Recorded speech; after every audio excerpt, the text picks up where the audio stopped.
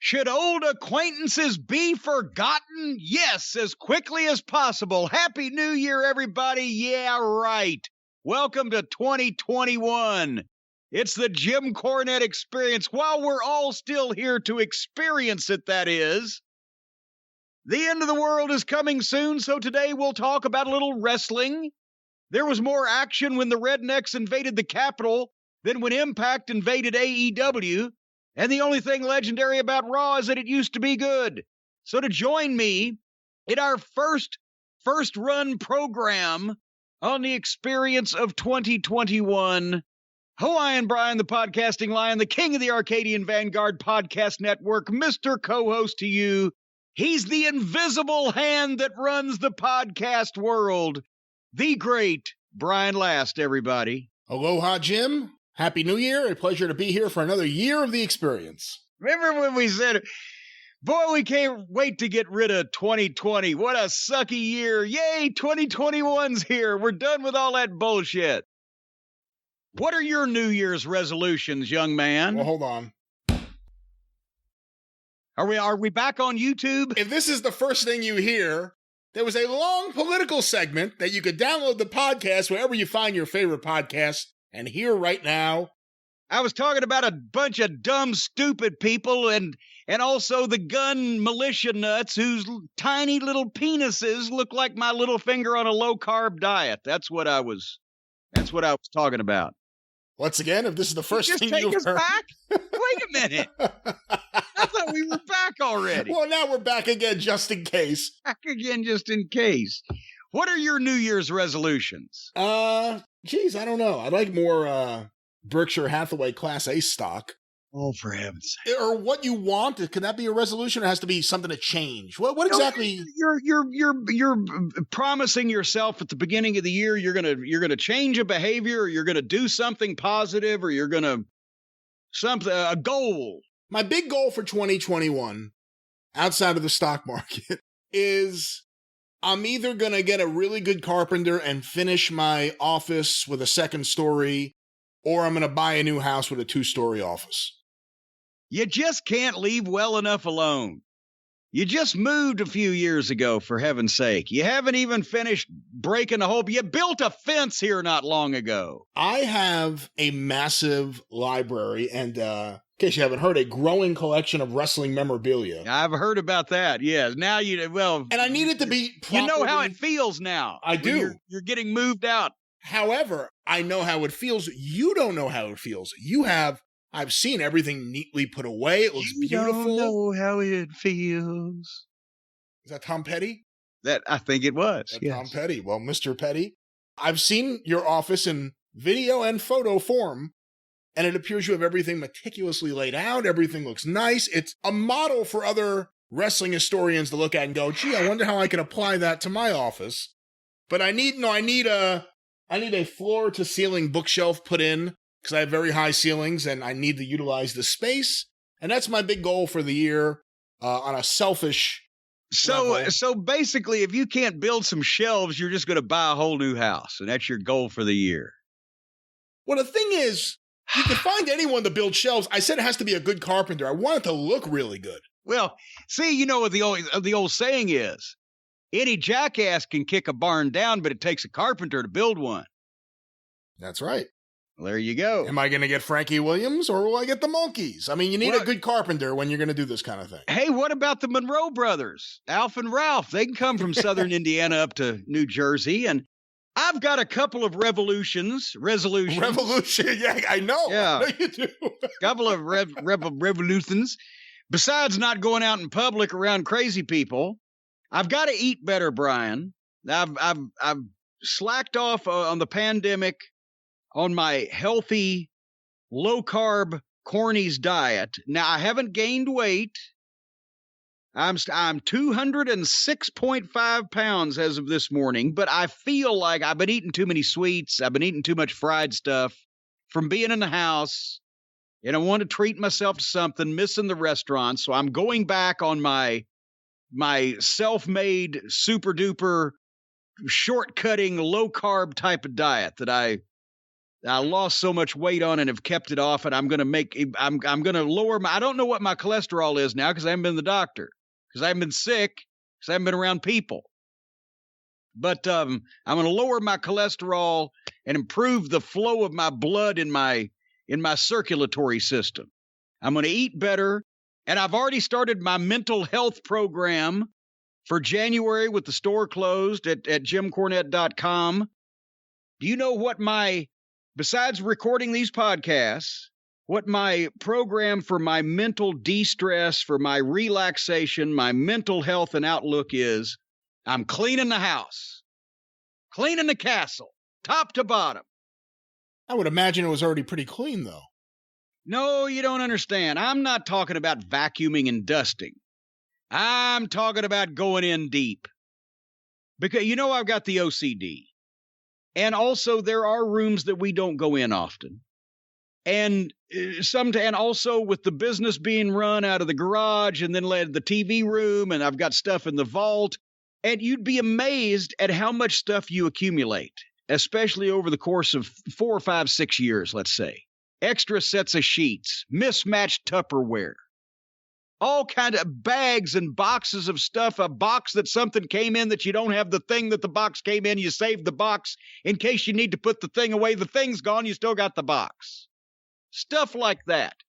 I go in, everything in the closets, everything in the drawers has to be analyzed. It has to be put in order. It has to be decided whether it needs to stay, whether it needs to go, whether it needs to be trashed or donated somewhere, where it needs to go, and how can it be stored properly, along with everything like its kind in the house. And that way, when you put everything away and then you start at the top and you go ceiling to floor with the wiping and the polishing and the vacuuming and the dusting, and I take a flashlight and I look in the corner, I found a mouse skeleton, I'll have you know, in the furnace room off the crawl space because I got a flashlight and looked behind the water heater. Things like that. Skeleton. Well, it's been there for a while, and it apparently eaten one of the packages that I left out for it. But anyway, because that way when you've gone completely through, except for the vault's not included in this because there's like 150,000 individual items in the vault. But when you go through a house like that, top to bottom, you've changed the air filters, you've changed all the light bulbs, you've done everything properly, you've checked everything off the to-do list. Takes me about a month if I apply myself. I only get to do it once every 7 years or so when I get fed up and burn out and just decide to quit everything. But that's how I mentally decompress and enjoy myself. No contact with the outside world, no stress, no pressure, orderly cleaning. Another revolution. Now I'm doing it. Another resolution for me is I just want to get more reading time over this year. Because I'm always like balancing multiple books at once. And this Buddy Rogers book, I'm still in the middle of because I just haven't had time to sit down and just finish it. I'm going to do it in the next couple of days. But it's so good. And when you read a good book, it just motivates you to read more. I just want to start the next book. Last. Yeah. That's what, and that's what, by the time I get finished most of the time with what I'm doing in the course of the day, I'll read 4 pages and fall asleep. So I'm looking forward to doing some of that too. Hey, let me ask you about this book because I know you're further along than me. Have you ever seen a better researched book in terms of all the references are there, all the source notes are there? I read those after I finish each chapter. I go through those. It's great. Well, because the source notes follow each chapter rather than being an addendum in the back of the book. So yes, the source notes and which fleshes out specific quotes or things or points in time or whatever are a little bonus to read after each chapter. And no, to answer your question, this is like a book on a famous political personality that, Bob Woodward has researched or something, or it's a high level biography of anybody in any field. It just happens to be that this was wrestling and he's caught it. So crowbarpress.com, right? If they want to get the Buddy Rogers Master of the Ring, the Buddy Rogers biography by Tim Hornbaker that we are still trying to get all the way through. Yeah. And also a thank you to a friend of yours. I got to do this. I almost forgot about this. Charlie from Starkville, Mississippi. Further from now on, he's going to be known as Charlie Starkville, just for short. That's his last name now, Starkville. First name Charlie. Charlie Starkville sent a gift card for Stacy to get something for herself as she is recuperating from whenever the heck this back surgery is going to take place. And I want to thank Charlie for that. But that is the issue right now with I'm doing my mental health cleaning program. And we're doing these podcasts. Cornette's Collectibles is closed at the website for the month of January, which was planned. We're going to reopen in February, but the exact date now is depending on when Stacy can get the surgery for her back, which it's been another week since we last reported on this, and they still hadn't called her back. So we're completely up in the air as to whether this is going to be a week or a month or whatever, because nobody will make a commitment. So that part is up in the air. But everything, if you ordered through December 31st, everything has officially been sent out. Even the international stuff. I'm working with a couple of people this weekend and finished up a few emails on chasing things down that have been out for a month or so. We had very few losses this season overall. But if you ordered after the middle of December 15th or 16th or so, allow another week or two to be sure before you freak out. And the international is even a little bit longer because some of it was delayed over Christmas week, but it's all out there. Coming to you, to a theater near you. It's been so long since we've done this program. I'm used to you. We were doing the drive-through and we had the Experience omnibuses. I was used to following you. Am I running this thing? This is your show. This is your dog. I'm just holding the head. I wish you'd have been here the other day when we had that lost dog so you could have held it too. Anyway, we got a couple of email updates from some of the listeners about some of the discussions that we've had on some shows here recently. So, and I don't know which shows they were because it took me a while to find some of these emails. So just remember. But Danny Hodge, we remember that one easy. Remember when we were talking about him, we mentioned that he was a 3-time NCAA champion because, and I said, it seemed like I remembered there was some type of rule that maybe freshmen weren't eligible in those days or whatever. Or he probably would have been a 4-time champion. Well, I got an email from a person who should be an expert in these matters, Chael Sonnen. If we're talking about amateur wrestling, I would think he would have the facts. And he says basically the reason he was a 3-time champion and not 4 was that at that time the NCAA only allowed 3 years of competition. You had 4 years to choose which 3 you'd compete in. So you could be a freshman, sophomore, junior, or whatever, but 3 of the 4. And I guess you got to pick is basically what he's saying. Interesting. So and I have no idea why that rule. Chael could write me back and tell me why they came up with a goofy rule like that. But one story that I forgot to tell, and I realized after we'd done the show, we were talking about Hodge and just the way he was freaky dominant. And a lot of people were still, I saw some of the comments on Twitter where they're like, well, of course, Brock Lesnar would have done this and this guy would have done that and Kurt Angle would have done that and Cornette's he loves all the old guys. And I thought the statistics would speak for themselves with what we, talked about that Hodge had done, undefeated in amateur competition and never taken down and blah, blah, blah.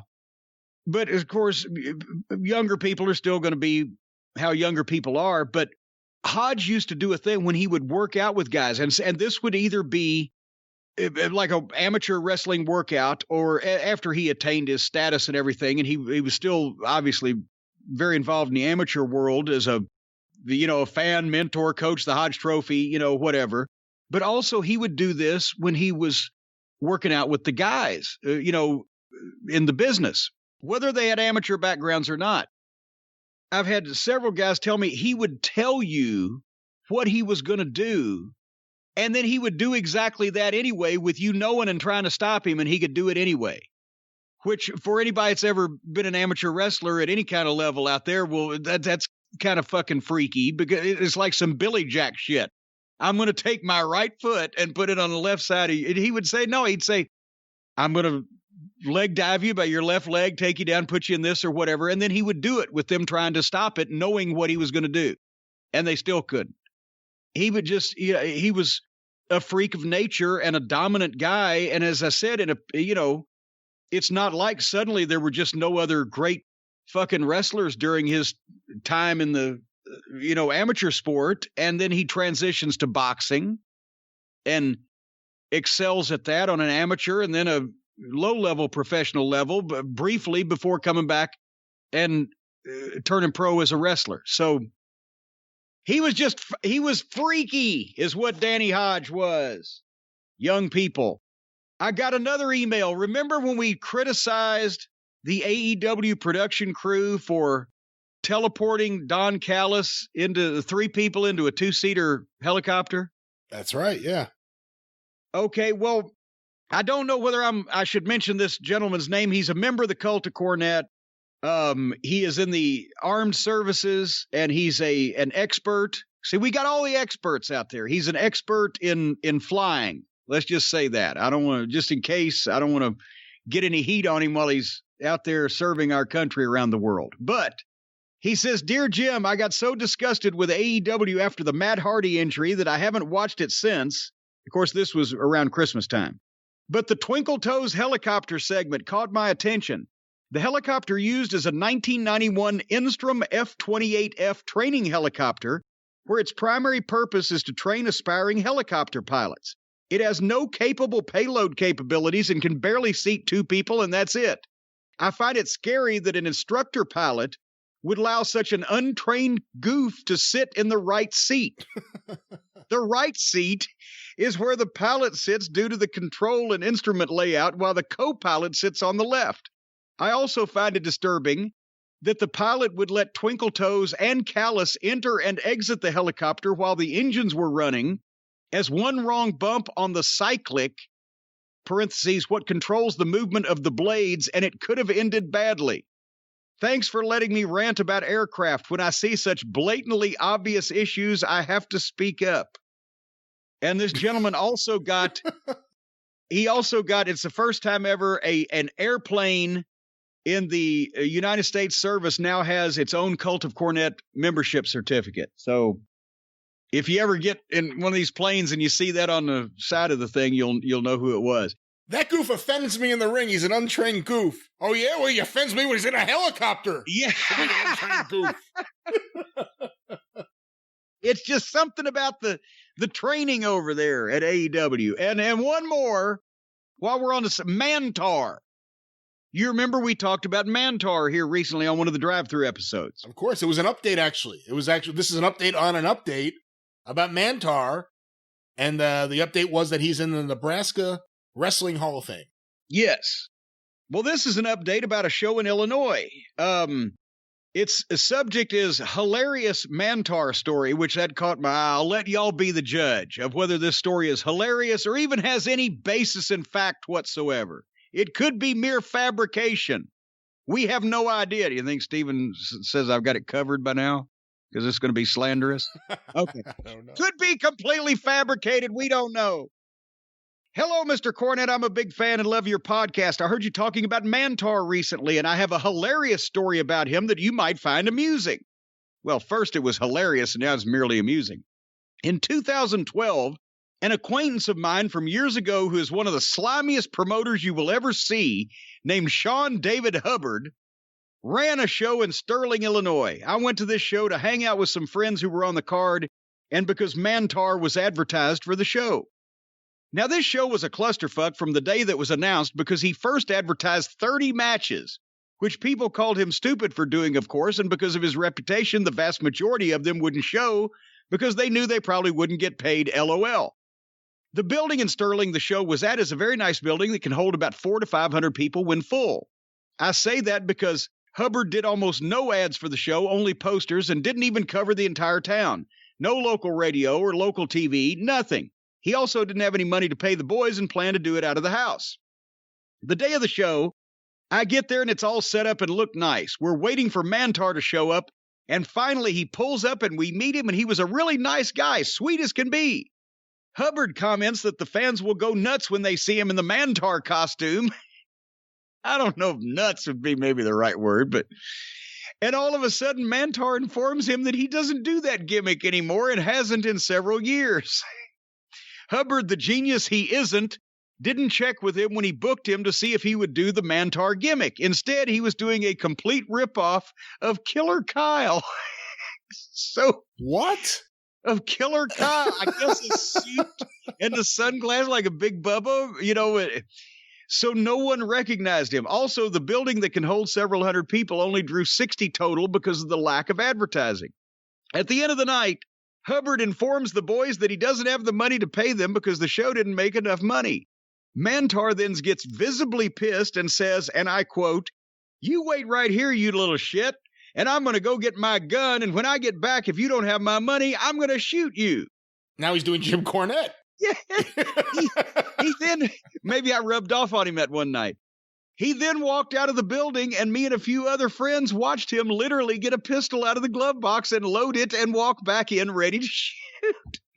But by then, Hubbard had barricaded himself in one of the bathrooms with his then boyfriend's cell phone so he could call the cops to come save him. Have a great day and keep up the great work, Jake. Well, what do you think? Was that hilarious or merely amusing? Merely amusing. And by the way, as a follow-up from our Nebraska Pro Wrestling Hall of Fame story, apparently, even though he wasn't listed on the website, a lot of people jumped in and said the reason Sting would be in the Nebraska Hall of Fame is because he was born in Nebraska. Allegedly. I saw many of the same comments. A bunch of people said that, and on that, I call bullshit and shenanigans. Because I was there every night in those arenas, every night when Sting was advertised from Los Angeles, California, was it not? Or was it some kind of Sunset Beach or Muscle Beach or Venice Beach? Venice Beach. It was Venice Beach. Which is right out next to Los Angeles. So it's all kind of in the same part of the world there. And they've never been known to lie when they announce a wrestler from his hometown. So I think maybe the people in Omaha are just grasping at straws. So are you proud of Mantar after hearing this story, or how do you feel? Well, I don't know. I may be mad at him for ripping off Killer Kyle's gimmick, which was me ripping off Big Bubba's gimmick. He ripped off his gimmick, but the whole, I'm going to go get my gun, and if you don't pay me, I'm going to shoot you. That sounds a little more Jim Cornette than Killer Kyle. Yeah, but that part's not unusual, though, for anybody. You know what I'm going to do right now, Brian Last? For the first show of 2021, I'm going to do something historic. I'm going to do something I have never done before. Ever in my life have I ever done this before. You know, we've got a lot of fine folks that have come on to sponsor the program. And we've talked about some of and we always make sure that these are great products, and we encourage the people to take part in or get or make themselves part of, and this one is no exception, but this is a revolutionary commercial spot that I'm about to read. If you're a business owner, you don't need us to tell you that running a business is tough, but you might be making it harder on yourself than necessary. Don't let QuickBooks and spreadsheets slow you down anymore. It's time to upgrade to NetSuite. Stop paying for multiple systems that don't give you the information you need when you need it. Ditch the spreadsheets and all the old software that you've outgrown. Now is the time, folks. I say now is the time to upgrade to NetSuite by Oracle, the world's #1 cloud business system. NetSuite gives you visibility and control over your financials, HR, inventory, e-commerce, and more. Everything that you might need, all in one place instantaneously. Whether you're doing $1 million in revenue or $100 million in revenue, you can save time and money with NetSuite. Join the over 24,000 companies right now using NetSuite, folks. All you got to do to let NetSuite show you how they'll benefit your business is take a free product tour at netsuite.com/JCE. That's net, N-E-T, like a net. Suite, S-U-I-T-E, like rooms, a suite of rooms. netsuite.com/JCE. If you schedule your free product tour right now at netsuite.com/JCE, you'll thank yourself. That's netsuite.com/JCE. Brian, I have just made history. You have? Yes. Brian, I have just made history because I have no idea, after reading all of that interesting copy, exactly what this product is.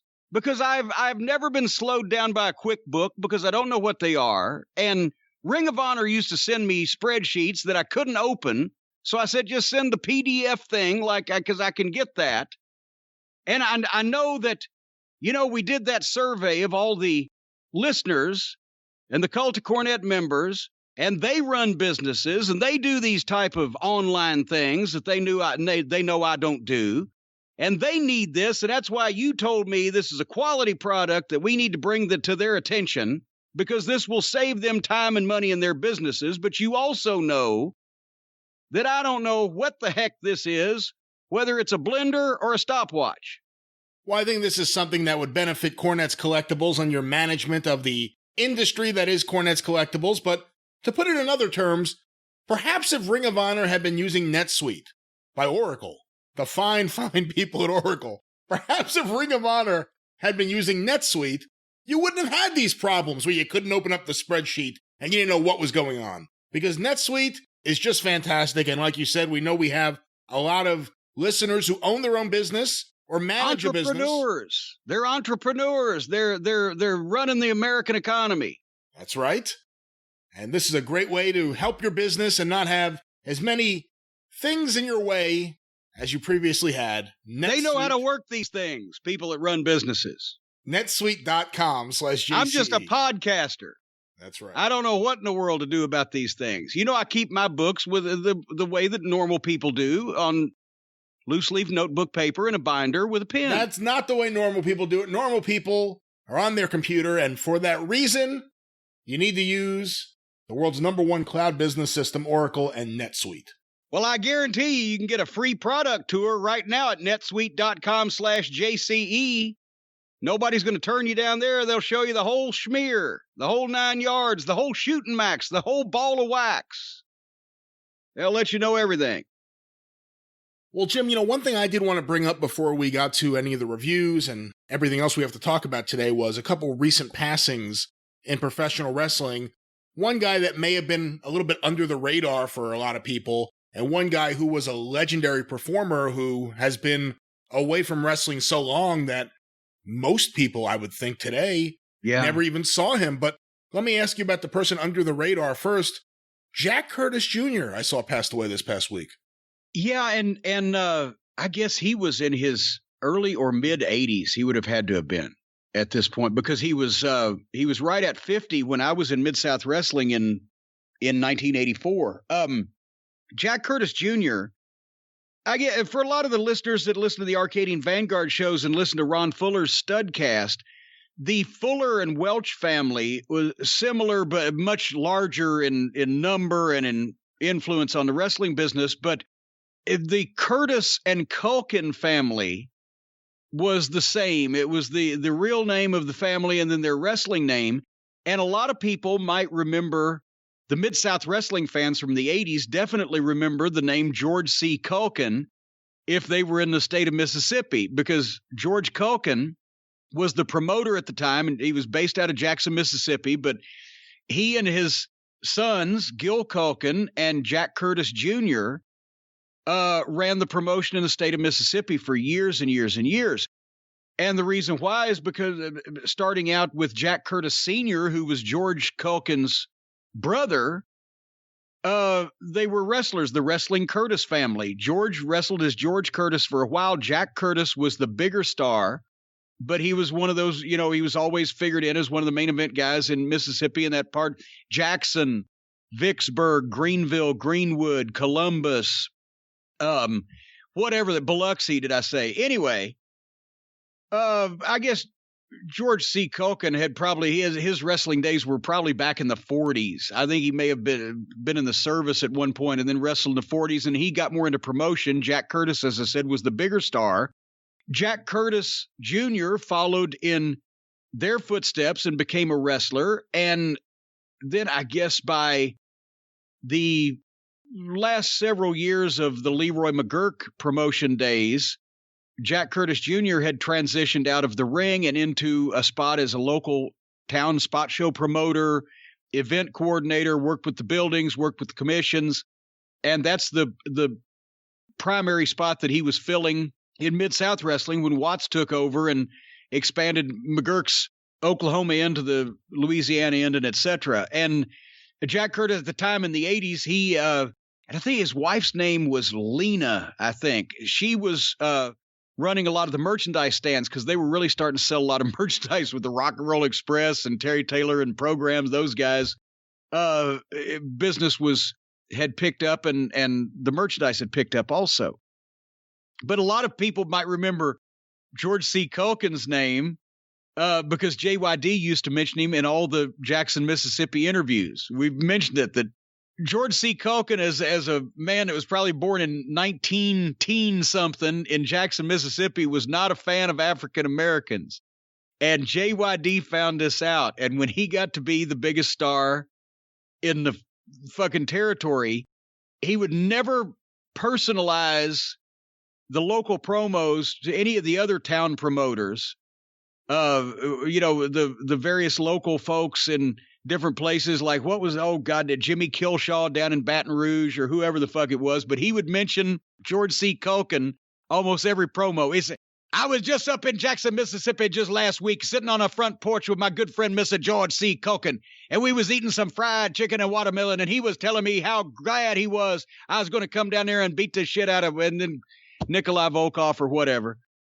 And fucking Culkin would call Watts and, why is he talking my name and saying he was over at my house in Jackson? I've got people that know me here in this town. And Watts would just blow him off, right?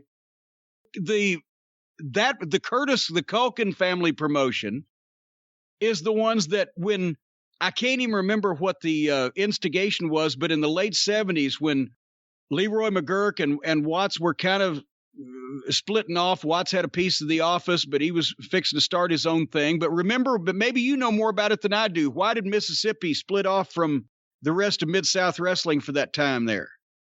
Off the top of my head, I don't know the exact reason. And actually, one of the shows on Arcadian Vanguard, Charting the Territories, with Al Getz and John Boucher, has gone into incredible detail about the history of the McGurk promotion. And they even did a special episode about the Culkins in Mississippi. But remember, they split off. And when Watts split off from Leroy, one of the first things he did was make amends with the Culkins and bring them into what would become Mid-South Wrestling. Because he needed it. He lost Oklahoma. He wasn't going to have Oklahoma. He wasn't going to have Arkansas. See, remember but then also one of the good stories about that period of time was that since Watts was already McGurk's booker and, the top star and et cetera, Grizzly Smith was already working there. Watts had fired Grizzly at one point, and that's when the Culkins were running their own opposition to Mid-South in the state of Mississippi, and Grizzly went to work booking for the Culkins. And after a period of time, he called Watts and asked for his job back, and Watts, because that's the one thing that Grizzly Smith never did for Bill Watts. He was the road agent all those years, and he did everything. He was the right-hand man. He never booked. And he didn't even get to give the finishes. He gave us one finish one time, Grizzly did, and that was enough. Watts said, I tell you what, instead of bringing you back over here, I'll send you a check for fucking X $100 a week. Keep booking for the opposition. And they did, and pretty soon he went back in and they made the deal. And the Curtis family came back to work with Watts after running on their own, which it was one of the classic wrestling stories to me and also a testament to Grizzly as a booker. But Jack Curtis was a nice guy.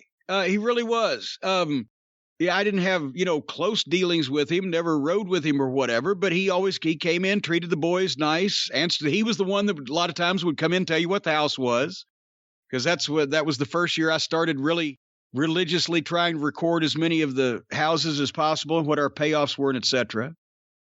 And one time, one of my favorite one-liners, I don't know why this tickled me, but I remember it 35 years later. I think because Bobby Eaton laughed. He got tickled by it and mentioned it quite a bit. I can't remember what the connection was, but Jack, he loved Greece. He loved Greek stuff like the architecture or he would go to Greece. He would take trips. And they had been on a vacation. We hadn't seen him for a couple weeks. And then all of a sudden he comes in the locker room. And I'd say, hey, Jack, where you been? He said, I've been in Greece. I said, well, we've been in a lot of hot water around here ourselves. It sounds like something Groucho Marx would say. I don't know. Following up on what you said before, so the way I always understood it was the Culkins and the Curtis, was it that Jack Curtis Sr. was the brother-in-law of George Culkin, but George Culkin wrestled as George Curtis? Something like that, I believe. And then Jack Curtis Jr., I guess, through marriage would be technically the nephew of George Culkin and a cousin of Gil Culkin. Yes, there you go. There was a brief time in either late 82 or early 83 where Reeser Bowden went on vacation, and they had Jack Curtis fill in as the ring announcer for Mid-South Wrestling at the Irish Big Deal Boys Club. And I got a kick out of him because it was a very different energy from Reeser. Yeah. Jack Curtis had some personality to him, and he was a little sharp every once in a while with his wit and some comments and everything. But yeah, because Reeser was just, I mean, he was a human mannequin. And I loved Boyd Pierce when he was the ring announcer, just so I could, make fun of his clothes. He wore a suit one time. Somebody tweeted this last week, and it reminded me of it. I said, my God, Boyd, you look like an explosion in a fireworks factory. But yes, you had to see the suit.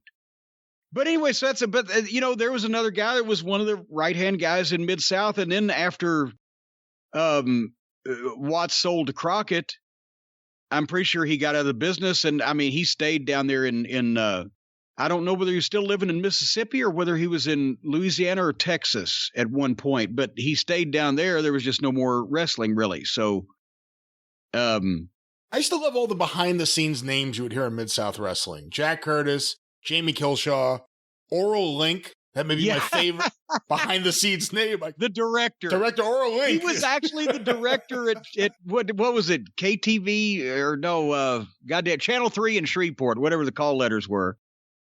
Oral Link.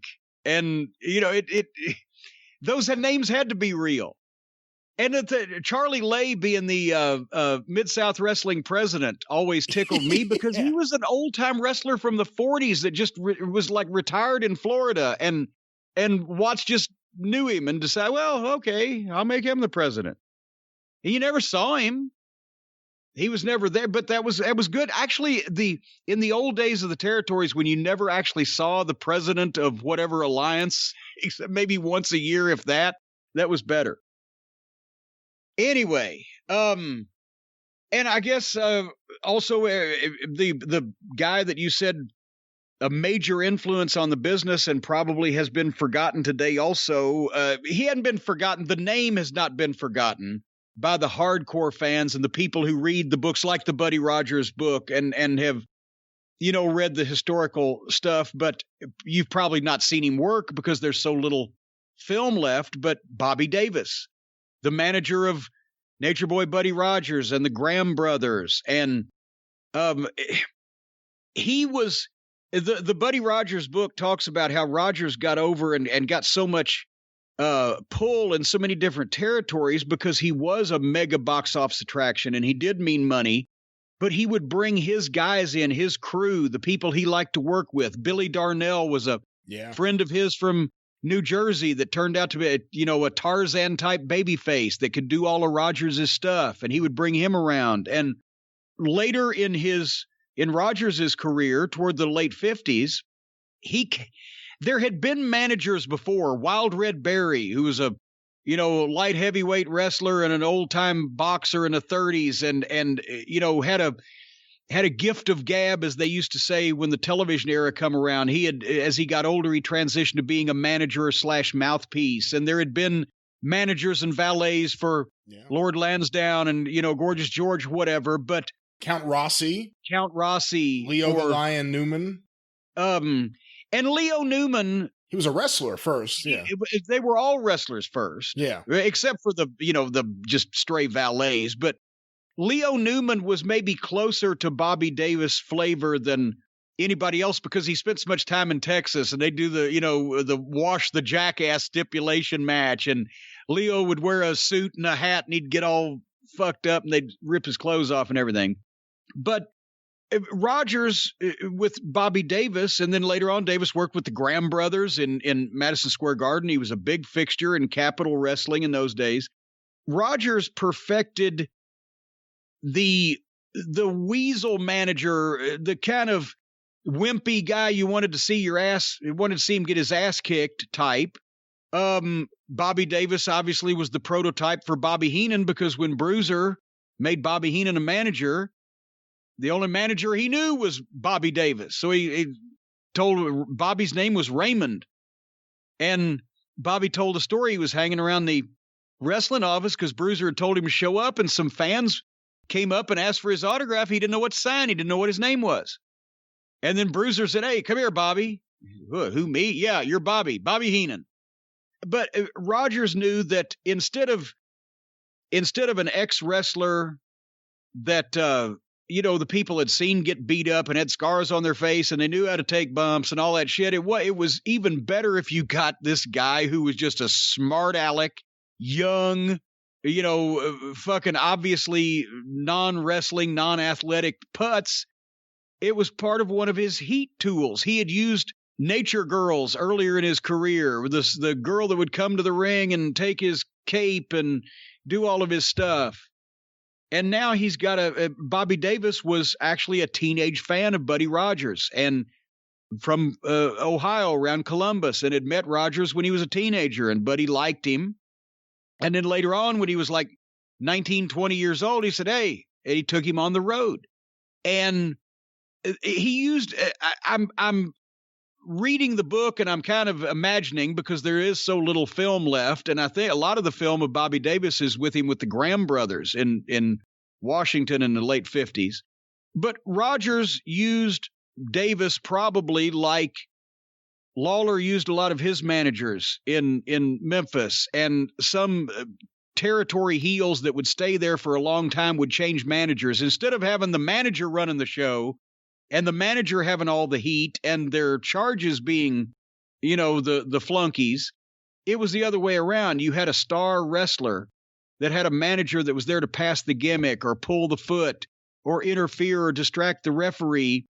And you wanted some heat on him, because then, the people want to pay to see him get beat up. But at the same time, it's still your world. You're still the star in it. And that was the original reason for and flavor of having a manager at ringside, of especially a Bobby Davis's type. And then, of course, he influenced, because he was with Rogers, the biggest box office attraction, and used in this big territory in the Northeast and in Ohio and in places when they were drawing huge money. It was only a few year period that he was with him, but he kind of set the standard. And then, of course, Bobby Heenan had seen Bobby Davis. Oh, that's how you be a manager. And then I saw Bobby Heenan. Oh, that's the way you be a manager. And everybody was doing different stuff, but it was the flavor, it was the gist of it. And then as, television got more, what's the word I'm searching for, more involved and more complicated, and the promos were still primitive even back in the late 50s.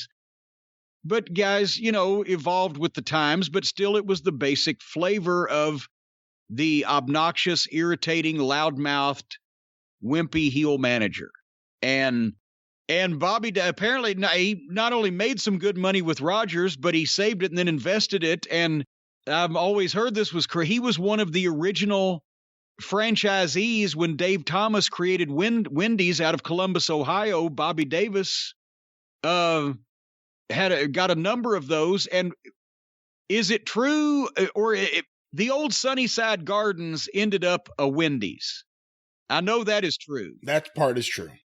But somebody was trying to say that was one of Bobby Davis's, and that would be too coincidental, would it not? That was the longtime rumor, and actually it came up maybe a year ago, because on one of the episodes of John Arezzi's Pro Wrestling Spotlight Then and Now, we reviewed an episode from '89 where Don Leibel said it on the air, that the Wendy's at Sunnyside Gardens was Bobby Davis's, and I believe it's not true. It is just a myth. However, well, that Donnie Leibel's always been, he's on drugs anyway. No, I love you, Donnie. Sue him for libel. But I'll sue you for libel. Boy, God damn it, if we only had Stephen P. New a spot on the program today. But I believe from what I understand, he knew Dave Thomas from Ohio. That's how he got in on the ground floor. But his partner in a lot of those stores, if not all of the ones all the franchise stores that he bought, was Merle Haggard. Good Lord. Well, there you go. So Bobby Davis, that's why you have not heard that name and why he, as Brian said, he's forgotten by today's fans, because he started young. He was only, like I said, 19, 20 years old. He was only a manager for several years with the Rogers Group, but got, really high profile bookings and stuff, made some money, then invested it, boom. And the rest is history, as they say. He really invented the obnoxious heel manager. Yeah, and boy, you can see those facials that he had. I'm sure he got incredible heat. He had to have, because he's with Rogers, who got incredible heat, and then he's got those facials. And you could tell also he was on some of those Wrestling Classic interviews, the VHSs that they'd release, or so, I guess some of the stuff's probably on YouTube. It's Kinescope. A lot of that stuff's off Kinescope, and I think it may even come from Bobby Davis, now that I think about it. Some of it. But you can see that even if it wasn't a modern style interview, he was just an obnoxious. I don't say he was as really this, but his gimmick was just obnoxious and condescending and a motor mouth little punk. So I got a soft spot in my heart for stuff like that. I have to thank Heenan, and Heenan would have to thank Bobby Davis. I never stole anything from Bobby Davis because I was already well into the business before I was ever even lucky enough to see any tape, but I indirectly did because everybody else did before me. See, if you would have gotten into the business, you still would have been Jim Cornette. Without Bobby Davis, we would have had Raymond the Brain Heenan. Yeah.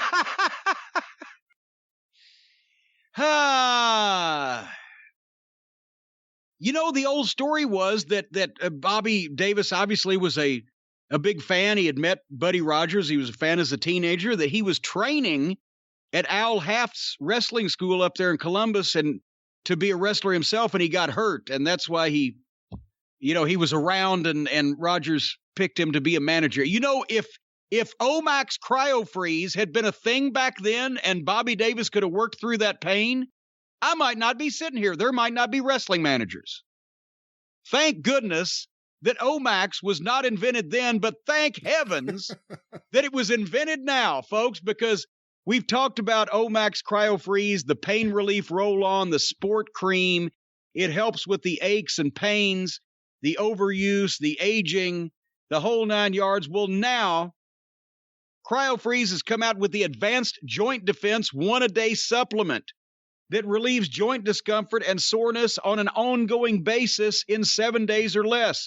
You start taking one of these bad boys once a day, in less than a week, you're going to start feeling better, and it's going to go on longer. It's a breakthrough formula that reduces aches and pains from sore muscles, joint overuse, and aging. It helps with muscle recovery, improves flexibility, and Lord knows none of us are as flexible as we used to be. You wouldn't believe the positions I used to be able to get in, Brian. Well, this one, I took my right leg and stuck it through my leg. But nevertheless, oh boy, folks, Omax is right now offering my listeners a limited time offer, 20% off the introductory pricing on Omax CryoFreeze supplements and any other products site-wide through the end of the month.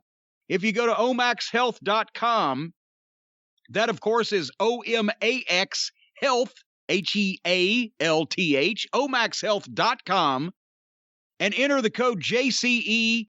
You can take advantage of the incredible savings, 20% off Omax CryoFreeze Advanced Joint Defense 1-a-day supplements and anything else they got on that whole big old website. omaxhealth.com, enter the code JCE, get 20% off. You're going to feel better. Don't let muscle soreness continue to be an excuse for not living an active lifestyle. Go to omaxhealth.com and feel the relief faster. That's what I have to say about that. I know about 27 wrestling legends that need some relief. Jesus. Why is it we're right all the time? And when they said they were announcing the Night of Legends, I said, well, that's the only thing is, whenever they bring the legends back, they overshadow the modern talent. So they addressed that on this show. None of these legends overshadowed anything.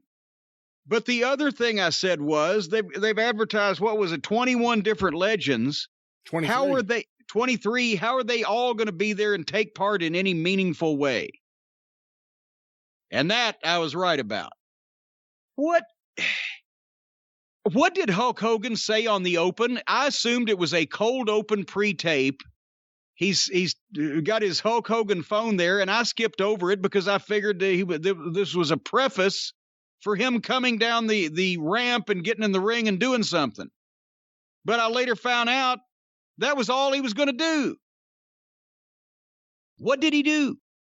What did he say? He did a really, really stupid promo about his phone, and that kind of kicked off the night. I don't know what the point of it was. You know, we said when we talked about all the different legends they had announced, and several weren't there, that were going to be a part of this extravaganza. We said, why do you need this? If you have Hogan and Flair, that should be enough to build a show around. Not to say that they should be building shows around legends, but if you're going to do it... If you're going to do it, those are the two to do it. Those are the two to do it.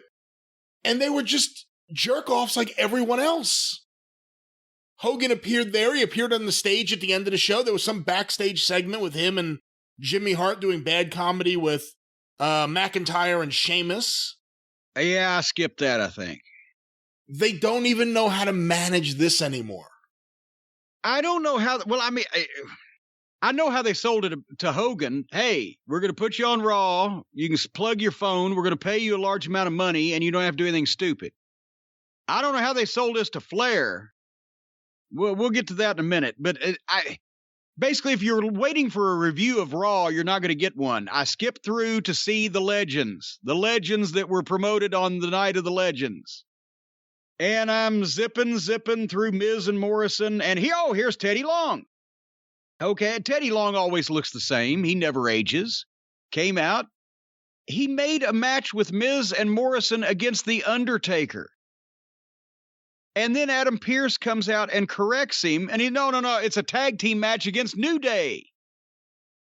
Why would you say I know there's no people there live. If they'd said The Undertaker's name there live, the people would have fucking blown a gasket. And then if they'd have taken it back, then the people would have set seats on fire. But why mention Undertaker at all when he's not going to be on the program? Why bring that up and tease it? And then, you're not getting Undertaker, you're getting New Day. And then the fake cheers liked that. What was that about? Did I miss something? I don't know what the point... I mean, I guess it was just a throwback to the stupid announcements Teddy Long would make on SmackDown years ago. But he interrupted just the stupidest segment. They obviously had him say that. Mention The Undertaker's name. Oh, no, wait a minute. I don't know. I zipped ahead. 30 minutes later, I got a glimpse of another fucking legend. Sergeant Slaughter, Mickie James, and Tatanka. Mickie James dressed up, looked nice. Sarge looked like himself. Tatanka was dressed in the entire Indian gimmick with the face paint and carrying a tomahawk and a fucking feathered headdress like he used to go to the ring and to stand around in the back. He was not wrestling. He was never seen again except to go out on the stage and stand there and watch something. But he dressed in full Indian regalia. So they were talking to one of the Lucha guys that's got the 24/7 belt. Tatanka took a bath in a vat of self-tanner. He was very, very dark. Sarge called the Lucha guy a maggot. Nobody else really spoke, and that was that. Now, let me stop you here, because this was something that went on throughout the whole show. Flair was an exception. For the most part, Legends Night just means the Legends are just hanging out backstage, and there just happens to be a cameraman around to film them every now and then, standing around talking to each other. And somebody runs into him and says, "Hey, it's so-and-so." Yeah. They did literally nothing else. Even Sarge. He literally, I mean, I could be wrong. I shouldn't say literally. I'm like Gorilla Monsoon misusing literally right now. But at one point he said, "maggot." And then he said like one other line, but it was just like, That was it. He didn't give a speech. He didn't cut a promo. It was 2 words. That's all he said. Maggot. They're just supposed to stand there like animatronic legend figures and say their catchword or whatever. That's what it is. It's like the Hall of Presidents at Disney. Yeah. So then here comes Charlotte with Ric Flair. Charlotte is back. Flair's dressed to the nines. Down the aisle they come.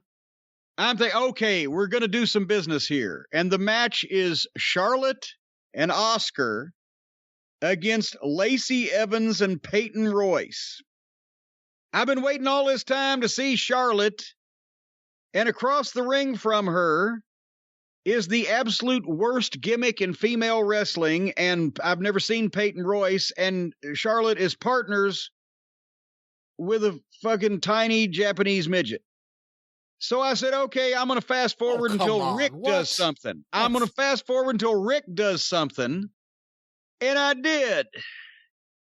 Basically, Lacey the quote was from the announcers, made advances toward Rick at one point. And then at the end, which was, I did watch the last minute or so, it was fairly rotten and very sloppy. But then Lacey hits on Flair again. But then, for whatever reason, the action starts back in the ring, and Rick tripped Charlotte. And Charlotte got beat. She got beat from being tripped. But it wasn't like the legs were close. Charlotte ran. The other girl had run into the ropes, hit the ropes, and bounced back off. And then Charlotte ran past her and hit the ropes, and Rick tripped her. There was no way this was a mistake. Was it supposed to be portrayed as a mistake? Did this blocking fall apart? What was the meaning behind? How did Rick allegedly made a mistake? It was bigger than God and everybody, bigger than the nose on his face. That was his daughter in front of him that he was tripping. Somebody else that wrote this thing is tripping. And then Charlotte gets up in Rick's face and says, stay out of my business, and kicks him out of the building. What, did this make sense if you watched? I assume you watched the match. I did. Did it make sense? No, of course it didn't make sense. First of all, Asuka's great. I'm not going to let you put her down here. She's fantastic. She's not a midget. And I don't know if you saw Peyton Royce talk at all. She's like an Australian Fran Drescher. Ooh, that voice. But, the whole thing with Lacey Evans and Flair, I'm going to give the writers credit. They know Flair's type.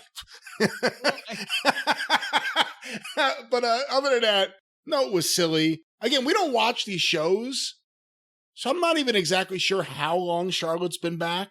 No, I think she just got back. She just got back. I mean, I don't know if it was like last week or a couple weeks, but I don't think she's been with Rick, has she? I mean, it was kind of like they did this big thing with stay out of my way. Has he been in your way at all in years?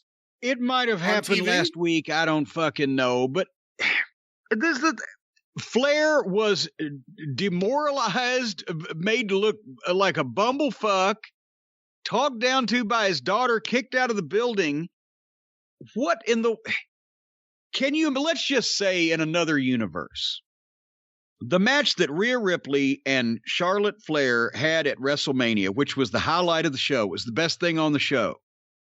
Because everybody else was still trying to figure out how to do the empty arena thing, and it was a bunch of garbage matches, and it was people that couldn't get it, and the girls nailed it and had an athletic contest. And then shortly afterwards, Charlotte leaves to have a surgery to fix her Zabada. If anybody had any forethought, because it's not like somebody can't see that Rhea Ripley should be a movie star, a female action movie star. She's probably, I would say, more qualified than anybody else in wrestling to be the number one female box office attraction in it. And Charlotte would be right there if Rhea Ripley is not.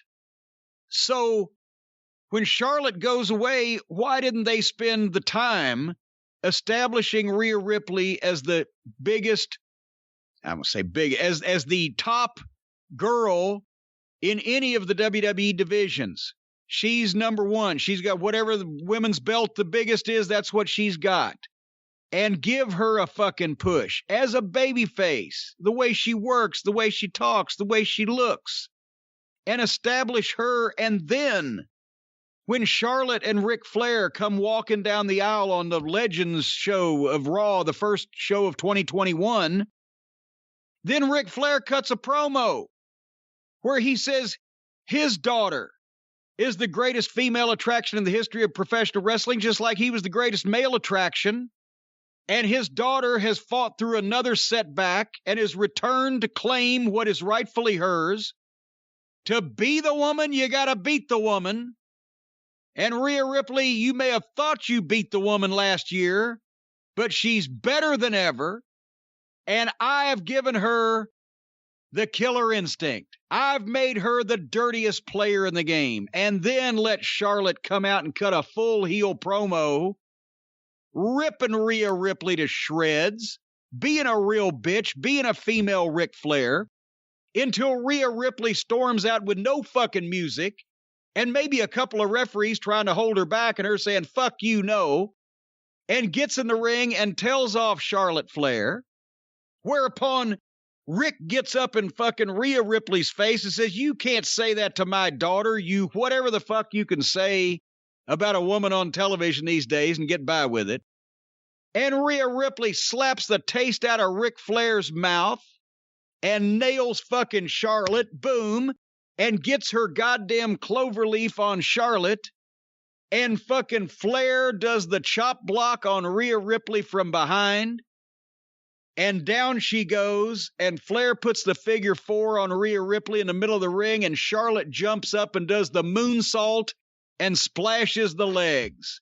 And Rhea Ripley screams, and the fucking security and the medical personnel hit, and they fucking separate Ric Flair from the goddamn legs, and Rhea Ripley's screaming, and fucking Rick and Charlotte are standing with their hands in the air, and Rhea Ripley gets carted out on a goddamn stretcher in an ambulance to the hospital.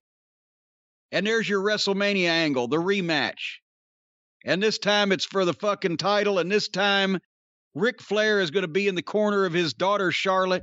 Now you got a goddamn angle. Now you got a goddamn match. Now you got something people might be interested in.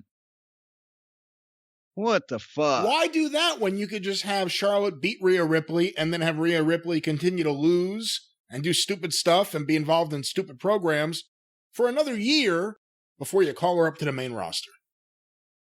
And then in the back, Randy Orton berated and emasculated Mark Henry, who was on a scooter. I don't know what, has he had leg surgery? Did he break his ankle? Did he have his knee replaced? What's going on there?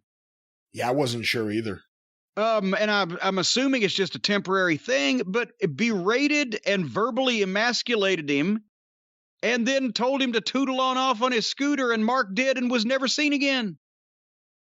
What the fuck is that all about? If you're a legend in kayfabe, if you're a legend, why participate in this? I don't care, kayfabe or real life. I wouldn't have. If they expect me to get on a plane and fly to Florida in the middle of a pandemic to do this TV shoot, I would say, what am I going to be doing? If they'd have told me that, I would never save your plane ticket. So, and then the next backstage segment with the Legends is Flair with Mike Rotunda and Molly Holly, and there's Rick smiling and joking. 45 minutes after his daughter disowned him, and Orton comes in and makes fun of Rick getting Charlotte beat. And then they argue about I don't know what they were arguing about. Orton was trying to put Rick over, saying he taught him everything he knew, but now you're a washed up piece of shit. And Orton berated Flair, and Flair got no comeback. Just walked off and left him stand there with splooge on his face. The writers had to be working overtime to come up with this fucking rotten exchange, because somehow they justified it to themselves that this made sense. The fucking greatest wrestler of the modern era is fucking up, tripping the wrong people, and being talked down to by everybody in the fucking place. So I started fast forwarding some more, and I was fast forwarding. Somehow during that period of time, the Lucha guy with the 24/7 belt lost it, and Ron Simmons said, damn, I don't care. It's fucking stupid. Love Ron Simmons, hate everybody else. R-Truth, by the way, won the title once again, and who was that? R-Truth won it, and it happened because Garza I get just nuts. The legends are just standing around having conversations. The active wrestlers like Randy Orton and Garza are just walking through the hallways looking for someone to insult for no reason at all. So Garza goes up to Tori Wilson and, I forget who Tori was talking to. And they told him that a bunch of celebrities were in the room down the hall. And he said, oh, that sounds right. I'm going to go in there. And in that room, instead of Cardi B, was the boogeyman, Marty Wright, eating worms. So Garza got scared, ran down the hall, right into R-Truth, rolling him up for the pin. Yeah. Damn. And then I fast forwarded to some more legends, which was the last match, where every single one of them, including Hulk Hogan, how they sold him on this. Yeah. Unless he just thought that at this point, nobody's watching this shit anymore anyway. But for Hulk Hogan to be standing on a stage in a group of people, of other wrestlers applauding and watching somebody else's match, he's either badly in need of this relationship or he just has given a fuck. He just either said, I ain't going to argue with these people. I don't care what they want me to do. Or I cannot say no because I'm in some kind of bind. Because Hulk Hogan would never have put himself in that position. I think he's just happy they'll use him. But all the legends were on the stage for Keith Lee's entrance. Then they sat in chairs on the stage and watched the match and whispered to themselves, Keith Lee against Drew McIntyre. This was a babyface match. I don't know why that they had this match and have the legends just watching it. And as I've zipped through this whole thing, because what the fuck? Here's another fucking, they beat fucking Keith Lee again. And at least he could have had some out if he was beaten by a heel, but he's beaten by a babyface. So he is obviously less than their current babyface champion. He's just a guy on a fucking card. And then here comes Oldberg, who gets an entrance and gets an interview, who just blows right past all the other legends and confronts Drew McIntyre and starts telling him off and cutting him a promo on him saying he's got no respect. Drew McIntyre's a babyface. What the have they forgotten how to make a fucking match that anybody gives a shit about? Two babyfaces fought. You beat a babyface with another babyface for no reason and just diminished Keith Lee.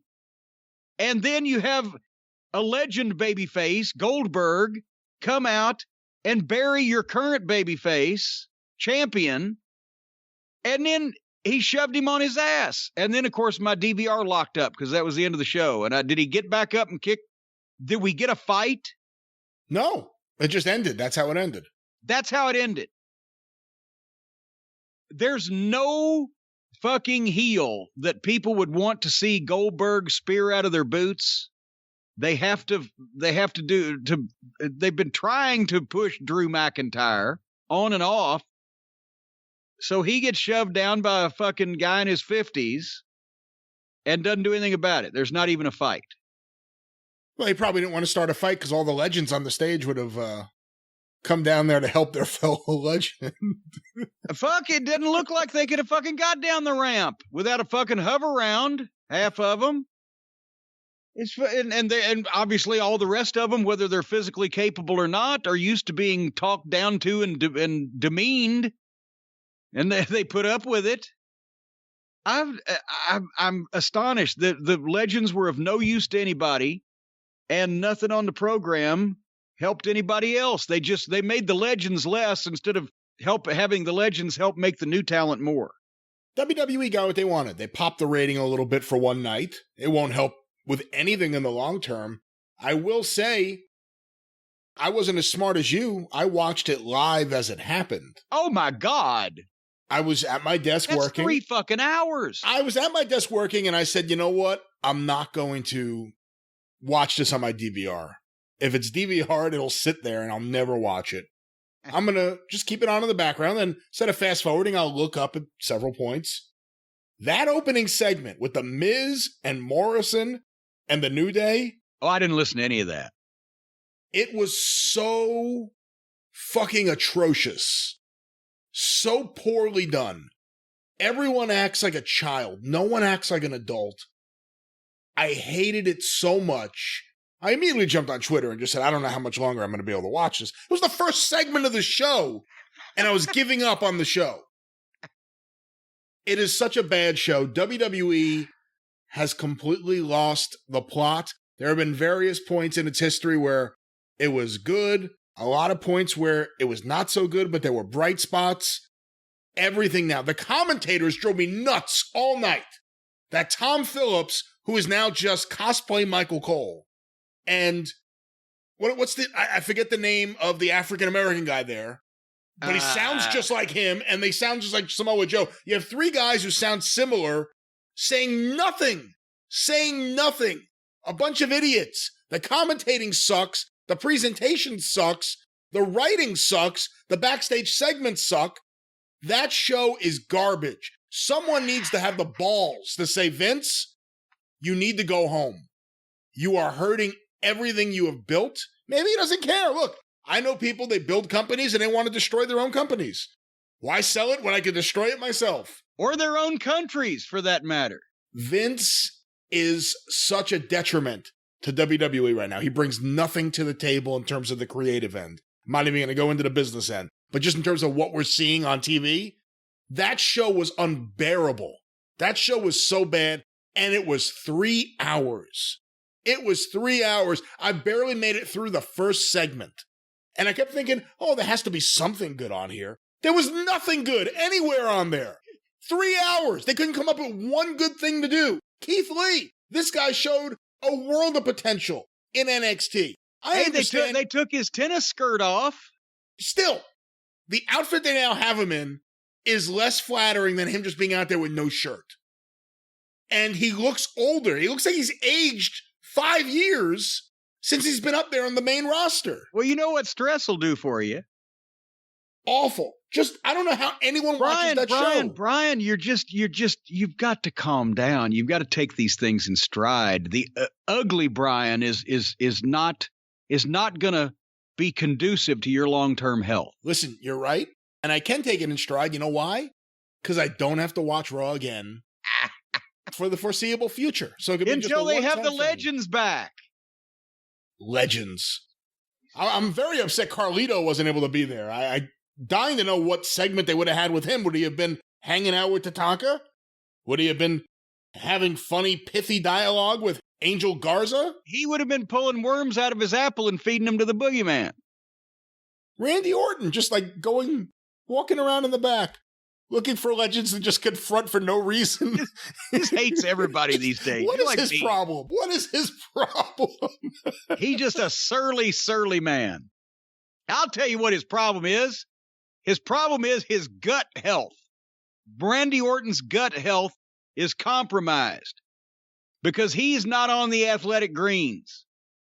Folks, we've told you that athletic greens is a great way to support your healthy immune system, aid with your digestion, increase energy and focus, and fill the nutritional gaps in your diet. And also, it'll put you in a better mood, or at least a better mood than Randy Orton.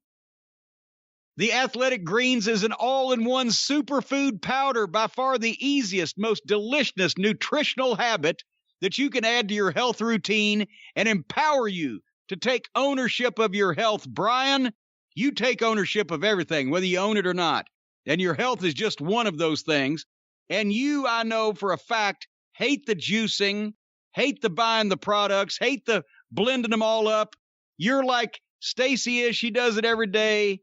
I do it myself. She pours the thing in the shaker. She shakes it up. It's sitting there for me. I have to drink it. It's good for me. Whether you're eating keto-free, paleo-free, vegan-free, dairy-free, gluten-free, sugar-free, less than 1 gram of sugar with this stuff. And right now, folks, if you want to support your athletic or your immune system with Athletic Greens, and you go to athleticgreens.com/JCE, you can get a free 1-year supply of vitamin D and 5 free travel packs of Athletic Greens with your first purchase. athleticgreens.com/JCE. Free year supply of vitamin D and 5 free travel packs. And you're on that vitamin D too. You don't even need to inject this, folks. It just comes in a dropper. It's easy as pie and better for you than pie. That's right. Does your pie have vitamin D? I drop my vitamin D right into my Athletic Greens after I mix it up, and it's fantastic. I know I'm going to get it. I love the taste of the Athletic Greens. It's become a daily ritual here at Last Manor. I love my Athletic Greens. A daily ritual. A habit even. That's right. A good habit for the new year. athleticgreens.com. And you know, the other thing about Randy Orton. Oh, you're back on Orton. Yeah, because there was one promo I heard him do backstage when he was dressing down the legends for no reason. This legend killer thing wasn't in his gimmick like 15 years ago, but he's walking around the back and he's doing this, and I'm thinking, I hope Jim hears this. Because Randy, I'll give him credit. He's good at reciting their crap, but as soon as you hear him say it, you realize he's reciting their crap. Because one of these people he confronted, he's like, and I'm going to do the most devastating 3 letters in sports entertainment, RKO. And I'm thinking, no, the most devastating letters in sports entertainment are WWE. Because this show fucking sucks. Oh, that's like Bobby Eaton told me one time. He said, Corny said, you know what the 3 most horrible words to hear from a wrestling promoter are? I said, what's that? He said, I've got TV. When everybody, as soon as I've got TV, I'm gonna put Vince out of business. I've got TV. Anyway, speaking of putting Vince out of business, he's doing a pretty good job with it, because 2 days later he came back with NXT's New Year's Evil. Was that the title of the program? New Year's Evil? I think so, yeah. It was evil, all right. I was looking forward to this. There were 4 matches on one television program that I was intrigued and wanted to see. One of them got jerked out from under me, and 2 more disappointed me heartily. I got 1 out of 4 is what I got out of this thing. The first match on NXT, and one of the ones that I was interested in, was Damian Priest against Karrion Kross. I wrote right at the top, right when they started out, nice to see grown men fighting. And then I was like, well, I like the way Priest sells, but he needs to work on taking a buckle. Either that or don't get shot off at all. You know, when they shoot him corner to corner, it's a little awkward. He doesn't take a firm buckle. But I'm waiting for them to get me into this, right? I wanted to... What did you think? This did not click. It didn't click. I wasn't sure if it was the match or me, just because I was a little distracted. I didn't watch any of these shows last night live because of everything happening in the Capitol. Because of the country burning. Yeah, so I mean, I was preoccupied with that. I stayed up late watching everything. Woke up, first thing I did was start watching that. So then I went to the DVR and started watching them. I watched this after AEW. I was looking forward to this match. This was one of the matches, like you said, on this show. I was like, oh, this could be good. And for whatever reason, it didn't click. I remember when Karrion Kross wrestled Keith Lee, I was really excited, and that didn't click for me either. Turns out the guy separated his shoulder. Yeah. And we've liked both these guys. I've liked both these guys better against other people. It just, I don't know whether it was a style clash, but this was long, and 95% of it was a strike, a kick, or a block of a strike or a kick. And both guys were too similar, doing too much. I don't know. The longer it went, it seemed like it didn't get any better. It kind of spiraled downwards, and I'm not knocking either one of these guys. We've said Damian Priest should be on the main roster, should be one of the biggest stars. This just didn't work for me, dog. Out of pitchy or whatever. Karrion Kross powerbombed Priest at one time, close on the top of his head, then ran him into the light grid, body slammed him on the metal stairs, and Priest gets in and says, "I'm still standing, bitch." So Kross kicked him in the head, hit a sloppy belly-to-back Saito suplex, as they called it, that he almost lost first time, and forearmed him in the back of the head and just beat him 1, 2, 3. No fuck, no manager interference, just beat the babyface, knocked him goofy and pinned him. So he's deader than 4 o'clock. There's a bad match with a rotten finish. Why would they do that? You can't just beat Damian Priest up and beat him. Has everybody forgotten how baby faces and heels are supposed to interact? Because it seems like it. I figure they're going to call him up to the main roster. Whenever someone loses of that caliber in NXT, it's on TV. He's not being called up from OVW where the only people are seeing it's in Louisville. He's on national television. He's just switching fucking shows. If he's a putz on Wednesday night, he's going to be a putz on Monday night or Friday night. The next match was Pablo Escobar against one of the Mexican minis. I didn't watch it. The next match, the culmination of this long-running combination Raymond Chow Golden Harvest mini movie and kung fu flick and Chinese snuff film that we've been seeing highlights of for the past 2 months culminated with this elaborate entrance for Xia Li and Boa with somebody in a fucking chair. We don't know who's in the chair, but the person in the chair got all the attention at first, and then the minions, Xia Li and Boa, are there. Xia Li and Boa, from the videos that we've seen over the last several weeks, have been getting the teetotal shit beat out of them, beating each other up. They came out and they looked in great shape. All this deprivation has put 20 pounds of muscle on Xia Li, and neither one of them were black and blue. So I guess Xia must be on the Hulk Hogan vitamins instead of being deprived in a dungeon somewhere. I had a birthday during this entrance, by the way. And then the bell rang, and suddenly, after all of this production, after these weeks and weeks of these vignettes leading up to this thing, Xia Li, on her debut in this new gimmick, is wrestling a fat, pale girl in a purple spandex fabulous moolah outfit and a Mardi Gras mask, who worked like the most talented girl in beginner's class. Did they ever mention her name, the opponent's name? Yeah, they did. They put something on the screen, and I don't remember what it was, but I remember laughing because it was just like a name, and she's masked. Like one time years ago on a WWF Superstars taping, one of the local Southern California wrestlers has a rib wrestled as Dan Farron. You know, I don't know if you know Dan. Dan's a friend of mine. He's been on 605. Yeah. Great guy. Southern California, refereed, promoted, did lots of things. But he was wearing a mask. So it was the masked Dan Farron doing jobs on WWF TV. That's what I thought of when I saw this girl. I don't even remember what her name was, but it was just like, you know, here is Karen Sanchez, and she's wearing a mask. So I got one for you. And I don't think they said her name. They might put the graphic up, but I may have missed that. But they once advertised in Louisville the first appearance of Jim the Claw Mitchell. This was 1981. Jim the Claw Mitchell. Everybody's like, who's that? And he came out and he was wearing a mask.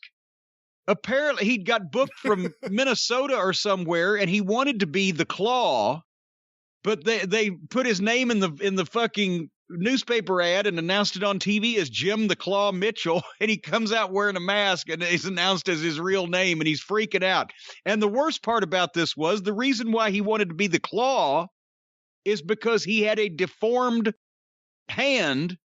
Can't remember was it his right one or left one, and really just had like he wore a black sleeve all the way up to the elbow, and really just like had a thumb and a little finger sticking out of the black glove because there was nothing else on the hand, and it was he didn't last long. Anyway, so purple Mardi Gras mask got beat, and none too soon.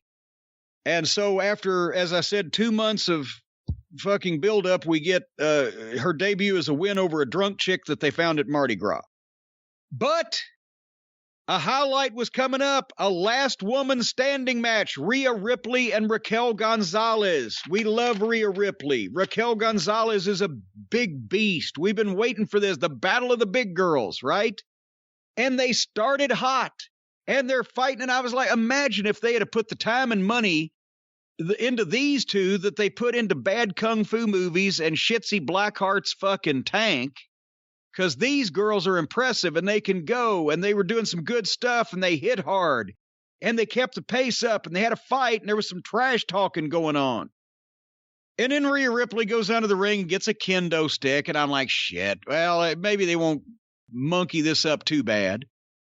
And they did a spot where Ripley ran up the steps and did a drop kick off the steps while they were on the floor toward Gonzalez, but Gonzalez swiped and hit her with a chair, and she landed flat of her back on the floor. Just a flat back bump off the steps. That was an oof. But then they're fighting on the floor, and they get the kendo stick again. But even the weapons, they're not doing thumbtacks. They're not, being ridiculous with throwing 18 tables in the ring and everything. So, okay, and they're doing it well.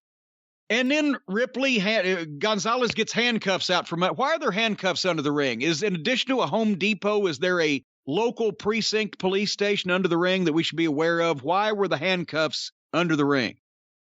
Well, you never know when you're going to have to detain someone. Well, maybe a fan jumps over the rail, hops the plexiglass, and you have to stop them. I can see carrying a handcuff key on your key ring. Now, that's a reasonable thing to do, but I don't know why there'd be handcuffs under the ring. Anyway, Rhea Ripley gets them away and handcuffs Gonzalez to the cage. And I'm like, well, that's kind of backwards, handcuffing the heel, but then I see good spot. Raquel Gonzalez rips the fucking fence out and beats on Rhea Ripley with the handcuffs. Then Rhea Ripley tries to use the bell hammer, but gets her head run into the bell and, of course, rings the bell with the hammer. And I'm watching this now because Rhea Ripley is in it.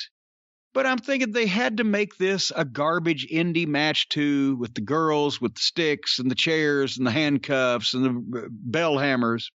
And right as I said that to myself and wrote that, they're out on the floor and Gonzalez backdrops Rhea Ripley onto the announce desk, and the bump was worse than Shawn Michaels' career-ending injury on the casket at the Royal Rumble that year, or Rick Rude's bump in the Tokyo Dome that he collected the fucking Lloyd's of London insurance policy on.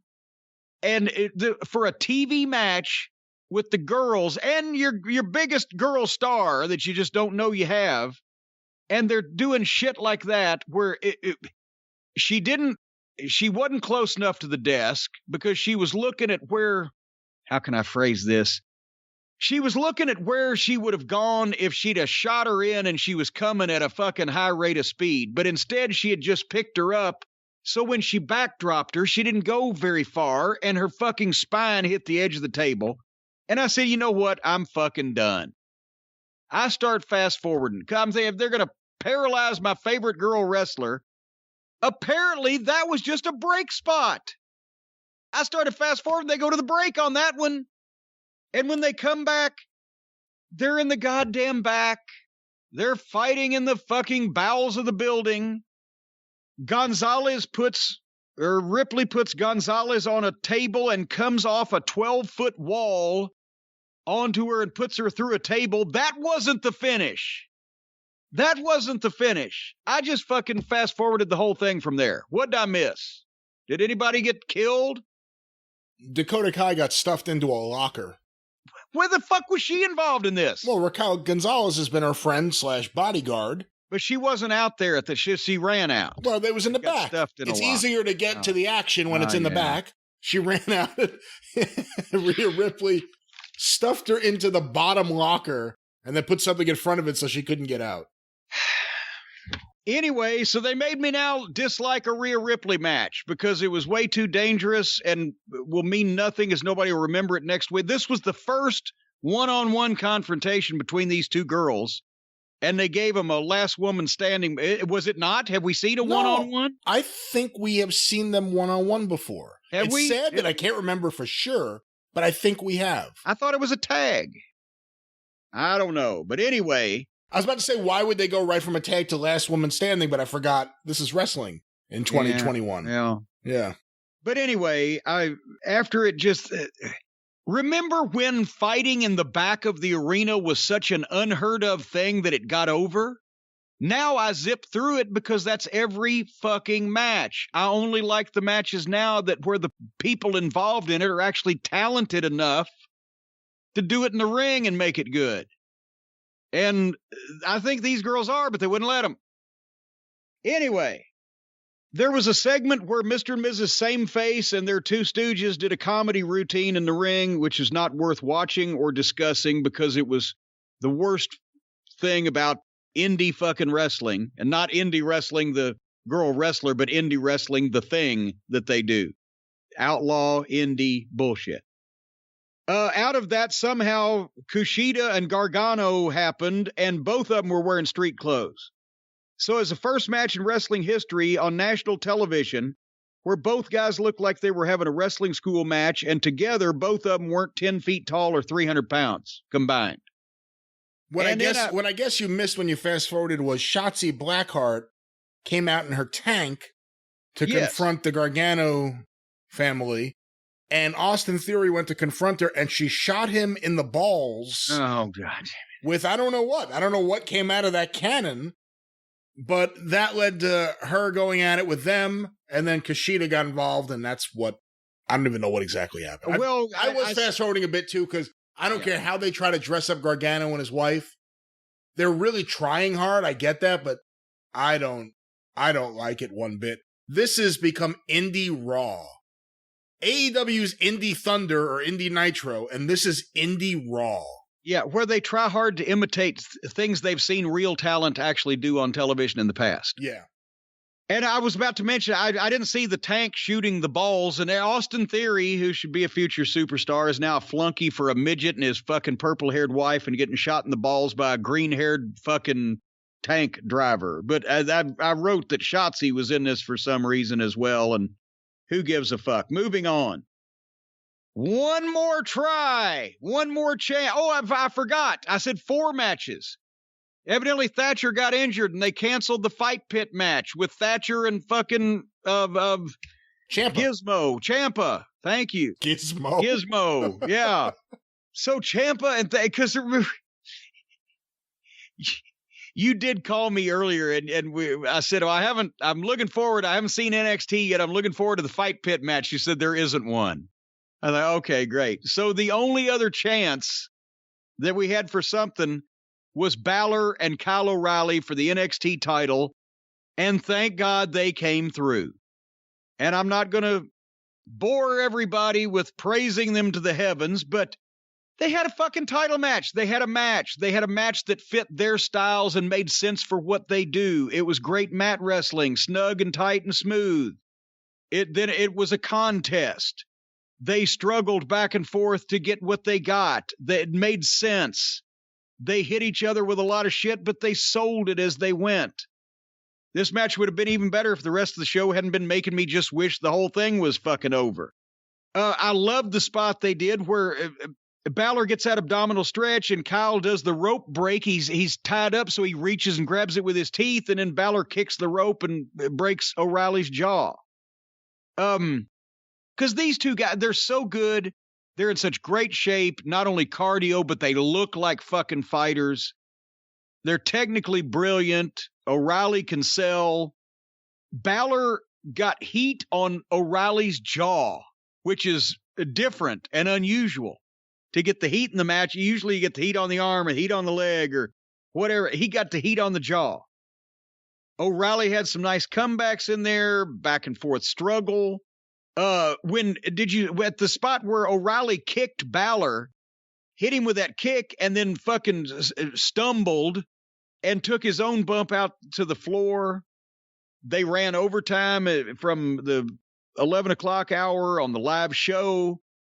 The only thing that I criticized about this match was they did that stupid superplex leg grapevine spot where the guy doesn't sell the effects of the superplex. But otherwise than that, finally Balor caught O'Reilly with a fucking gut kick to either the liver or the solar plexus or whatever, and Kyle sold it, staggered like he should, and then he clamped on the abdominal stretch, fell back and locked it in, and O'Reilly tapped out.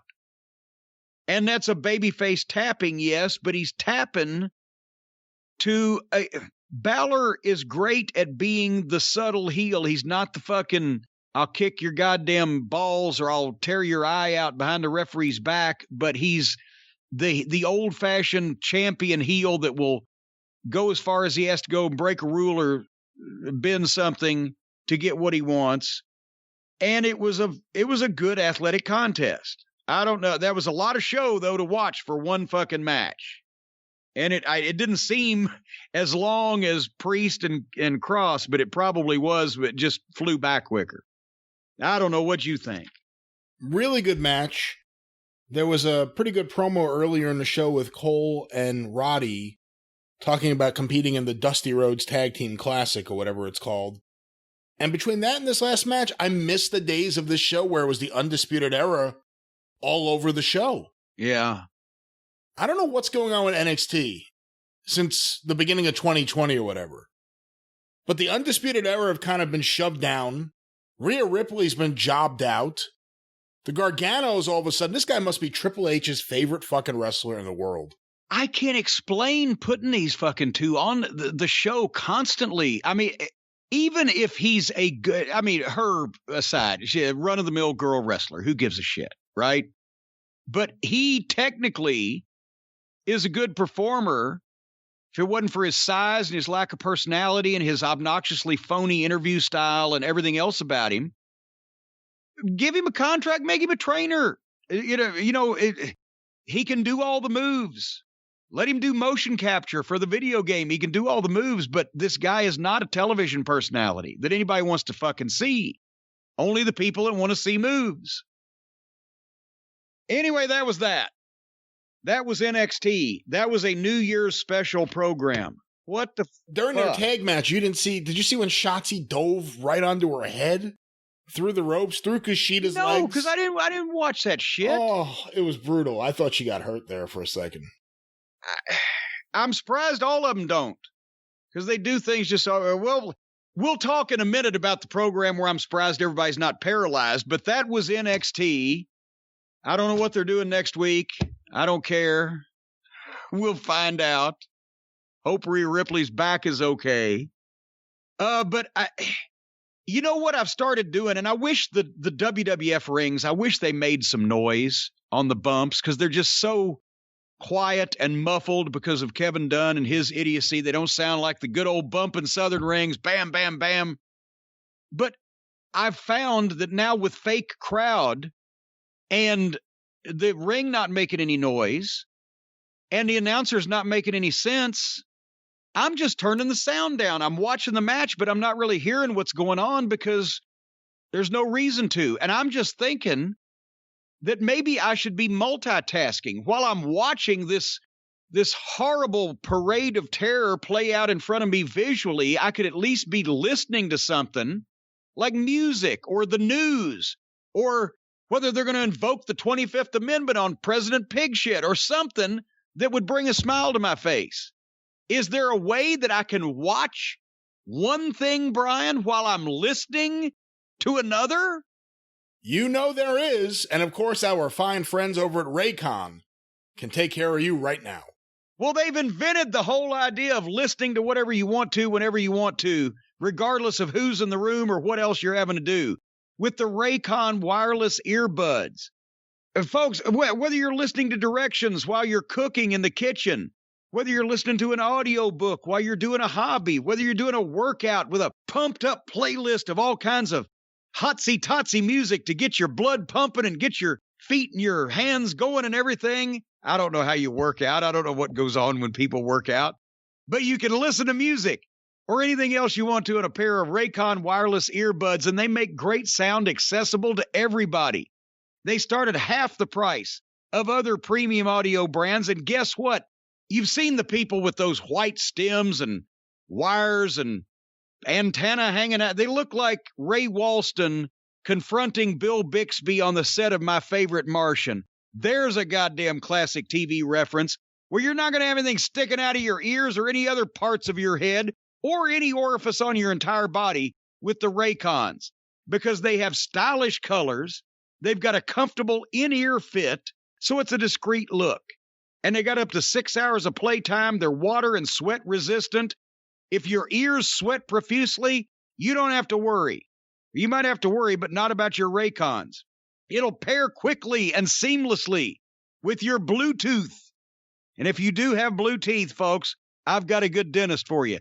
But if you don't have a pair of Raycons, I'm really wondering why. And right now you can get 15% off all of their products by going to buyraycon, BUYRAYCON, buyraycon.com/JCE, 15% off the entire Raycon order. So get a pair and a spare. You'll have a pair to spare. That's 15% off at buyraycon.com/JCE, 15%. Can you spare your pair? I've got a couple pair, but I don't spare them. I keep them under lock and key because Suzanne stole my original pair. The thief. Don't call her that. Well, you just said she stole something. That's the very definition of being a thief. Well, the thief is a little worse than she's a thief. She's a thief. Okay. No, she's the thief. What are you doing on your programs before we talk about all amateur wrestling? A fine week of shows on the Arcadian Vanguard Podcast Network. Get information about all shows on Twitter at Superpodcasts or on Facebook. Facebook.com/Arcadian Vanguard. A few notes. Want to remind everyone, follow the Wrestling News Archives on Twitter at Wrestling News AV. We put up lots of great photos from the archives. You heard about Jack Curtis and Bobby Davis earlier. Some photos are up there right now at Wrestling News AV. Want to make mention of the latest Super Studcast that came out right as the holidays were in full effect. It is a special Fuller Brothers Christmas with Robert and Ron Fuller talking about Christmas past in the Welch and Fuller family. This is a really, really fun episode. Check it out today. Patreon.com/Studcast.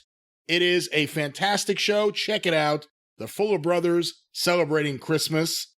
Also want to make mention, Breaking Kayfabe with Baldwin and Barry, the latest episode, saw the boys review a classic promo from The Dream Machine, and I noticed you retweeted that one, Jim. Yes, I did.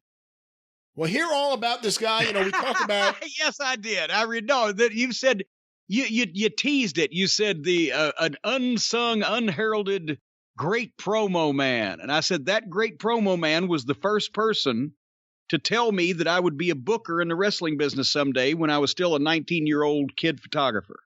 Well, to be fair, he was high as a kite. Well, it was a day with a Y in it, wasn't it? Still right.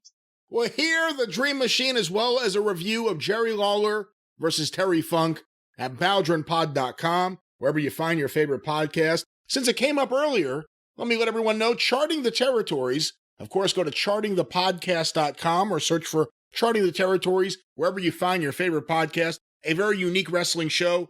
Al Getz and John Boucher do heavy research, including Al flying all over the country and finding results that no one else has ever found before. They're not online. He has done more extensive research in the last couple of years than almost any wrestling historian, and he really does a deep dive focus on the McGurk/Watts, Mid-South Wrestling, Tri-State Wrestling, whatever you want to call that territory. No one has been covering it like Al Getz and John Boucher. So if you want to learn more about the Culkins, more about Leroy McGurk, more about what was going on in Oklahoma, in Louisiana, check it out today, chartingthepodcast.com, or look for Charting the Territories wherever you find your favorite podcast. And of course, the 605 Super Podcast, the Mothership! Damn you, vile woman! Thief! You're a thief! The latest episode in production right now should hopefully be out within the next few weeks. We are just finishing up and recording another segment this weekend for it. I'll go through the archives today. 605pod.com. Available wherever you find your favorite podcast for the finest in classic wrestling talk and wrestling humor, the 605 Super Podcast. Nothing could be finer than to be in Carolina in the morning. Yeah, I wish I was in Carolina instead of in Jacksonville, Florida for this AEW program. This was on January 6th of this new year for anybody that's trying to keep track. And you know what I'm thinking that AEW should do? They should open more of their television programs with a multi-man match, like 8 guys or 10 guys or 12 guys, because they never do that, Brian. It never happens that way. They have more multi-man matches than maybe any American wrestling company ever. So the opening match was Chris Daniels and Frankie Kazarian, SCU, teaming up with the Young Bucks, who they are about to fight on a paper. So you can tell every booker, even the ones that don't know what they're doing, have their little habits, and you can tell this is another one. They're teaming up in an 8-man tag against Jack Evans, Angelico, and the Acclaimed, the rapper fellow and the guy that wears the earphones. They sure ain't Raycons. You can see them a mile away. So, what? The entrance. That's what. As the one guy's rapping, I'm thinking, oh man, they're not playing the Jack Evans Angelico music. Angelico's not going to do his weird dance. Nope. He's out there dancing to the guy rapping. It was the funniest thing. That's what I wrote. The Fresh Prince of Derriere wrapped everybody to the ring while the other three danced like wacky waving arm inflatable tube men.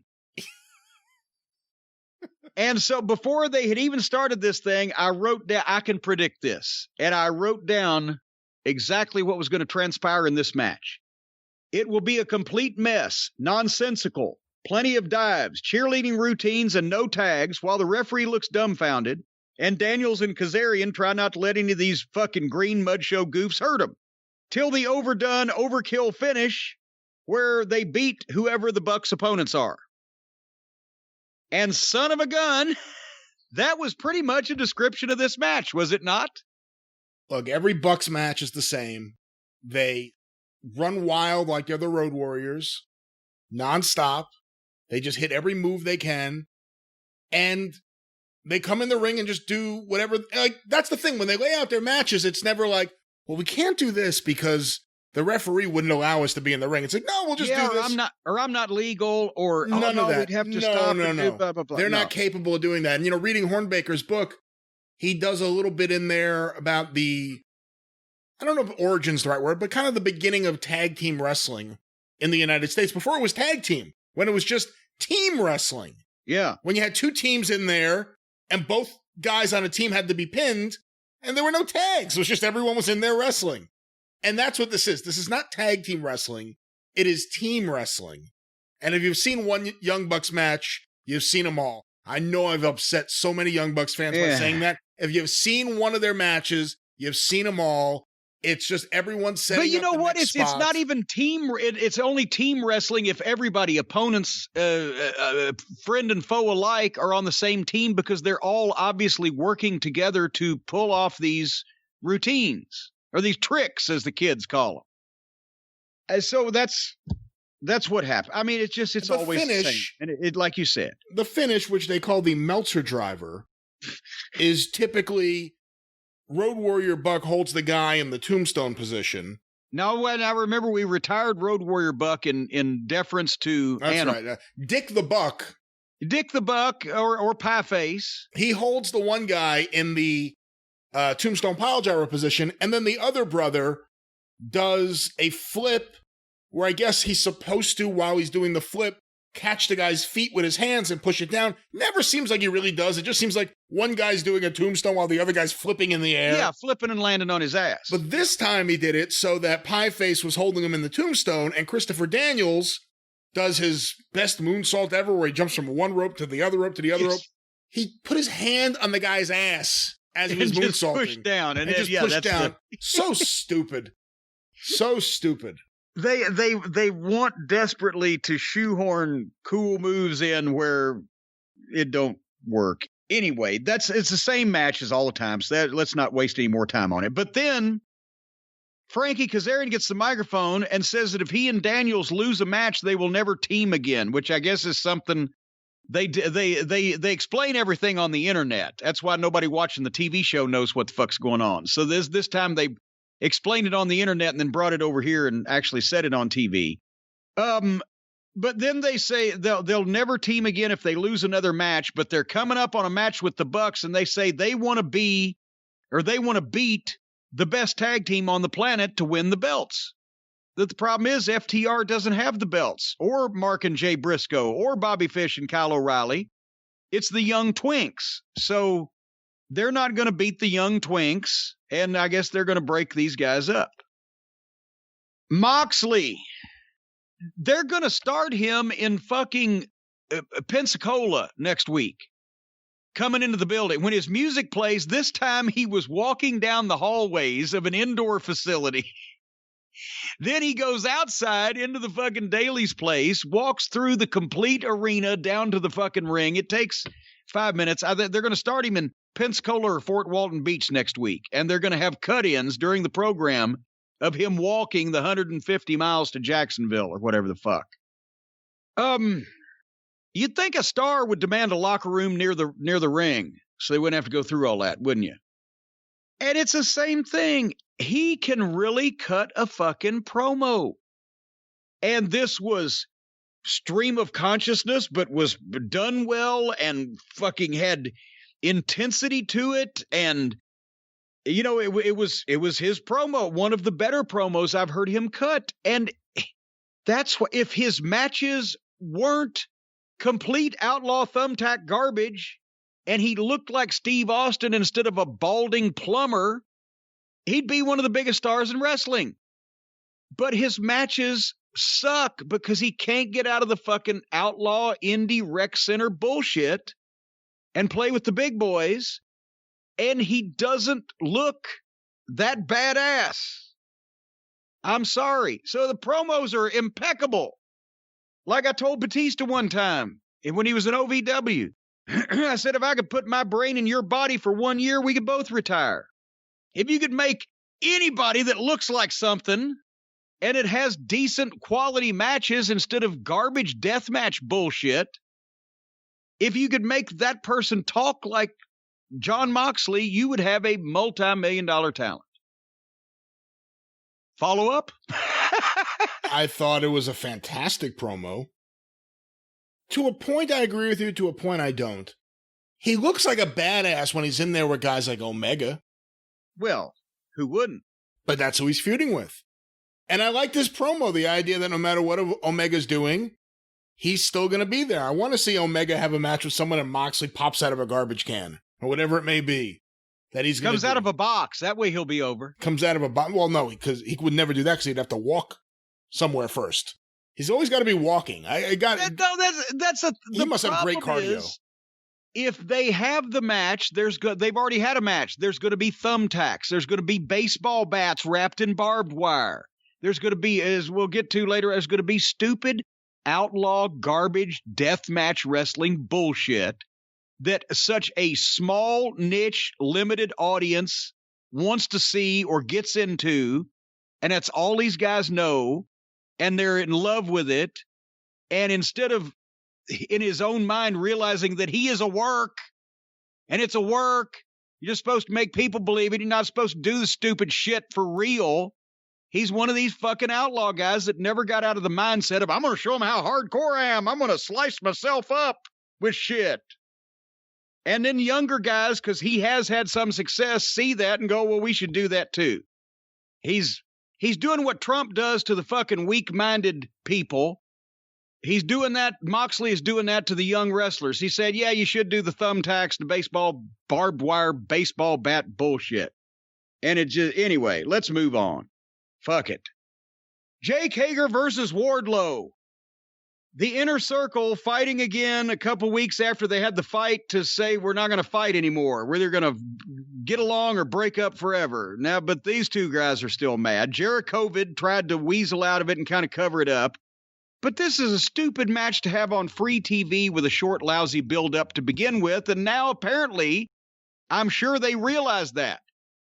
This should have been short and built to a fucking fever pitch, and then had somebody responsible laying it out every step of the way.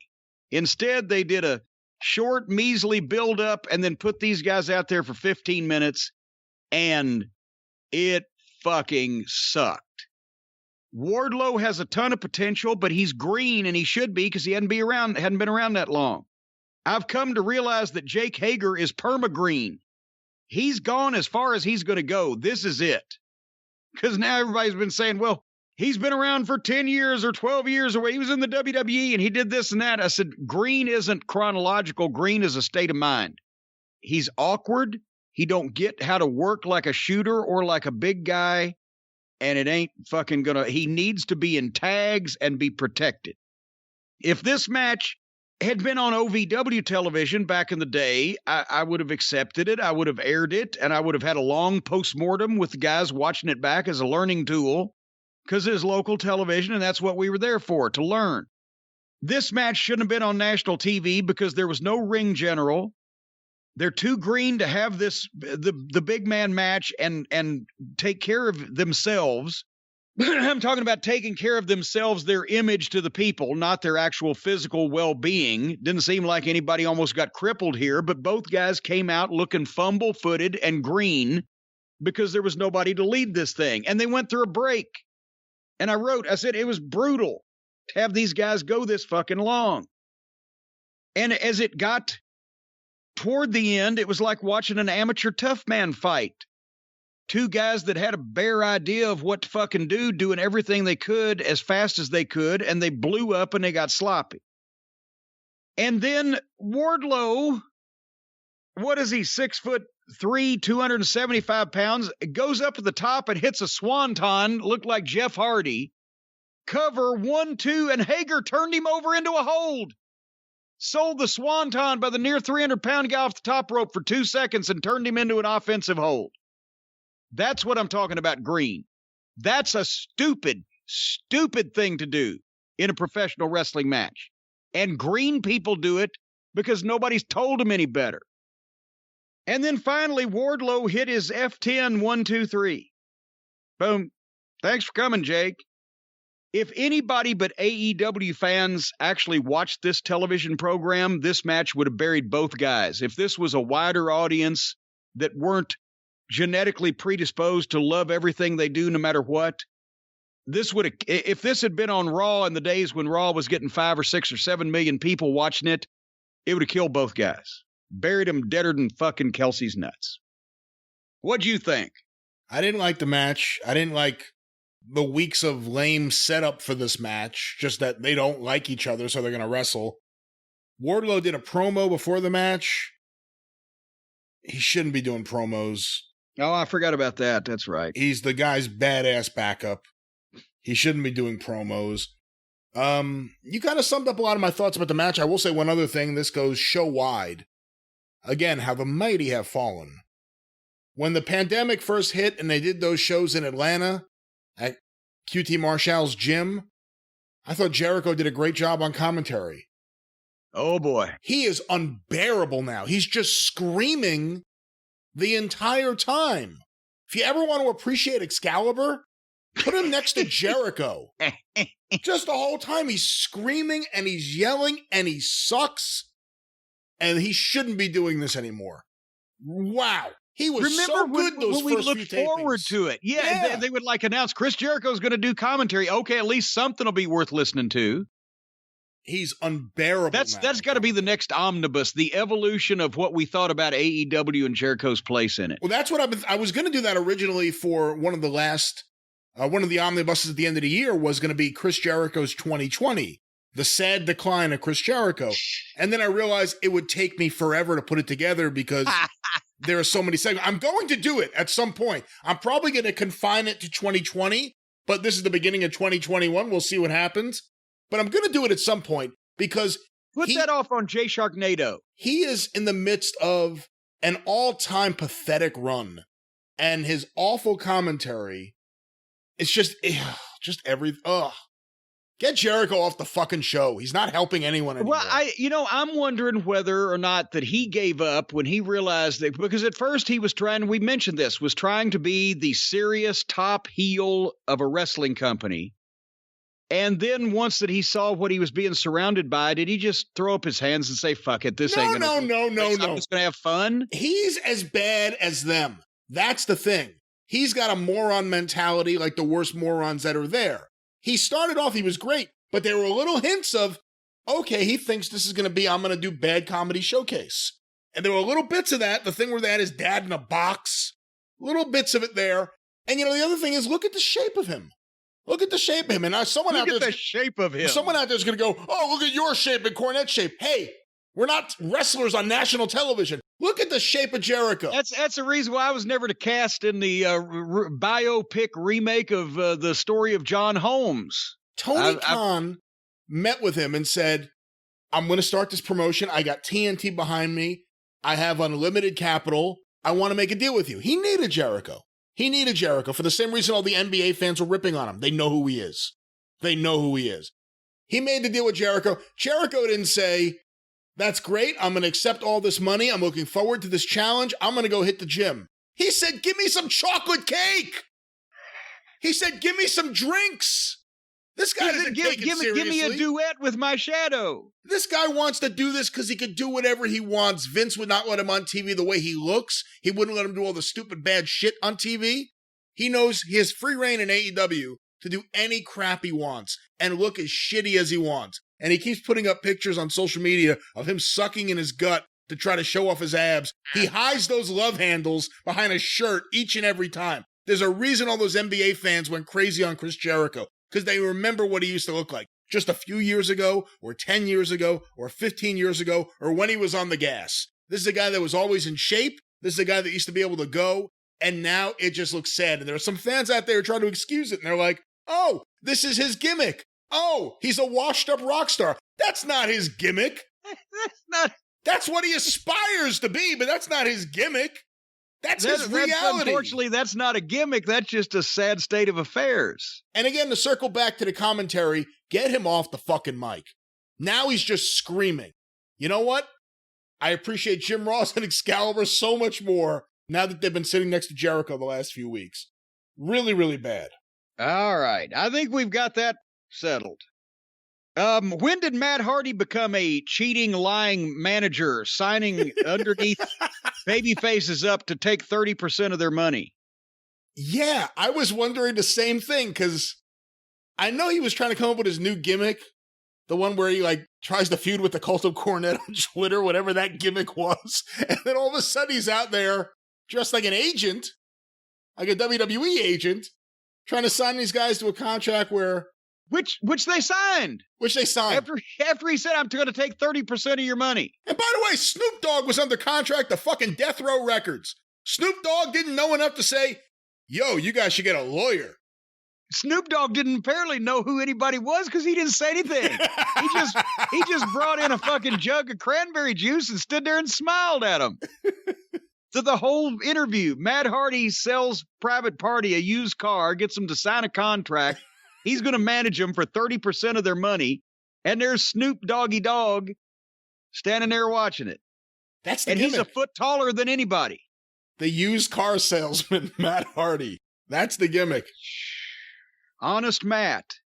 They had a weigh-in for the big title match coming up between Brian Cage and Darby Allin. What is on Brian Cage's shirt?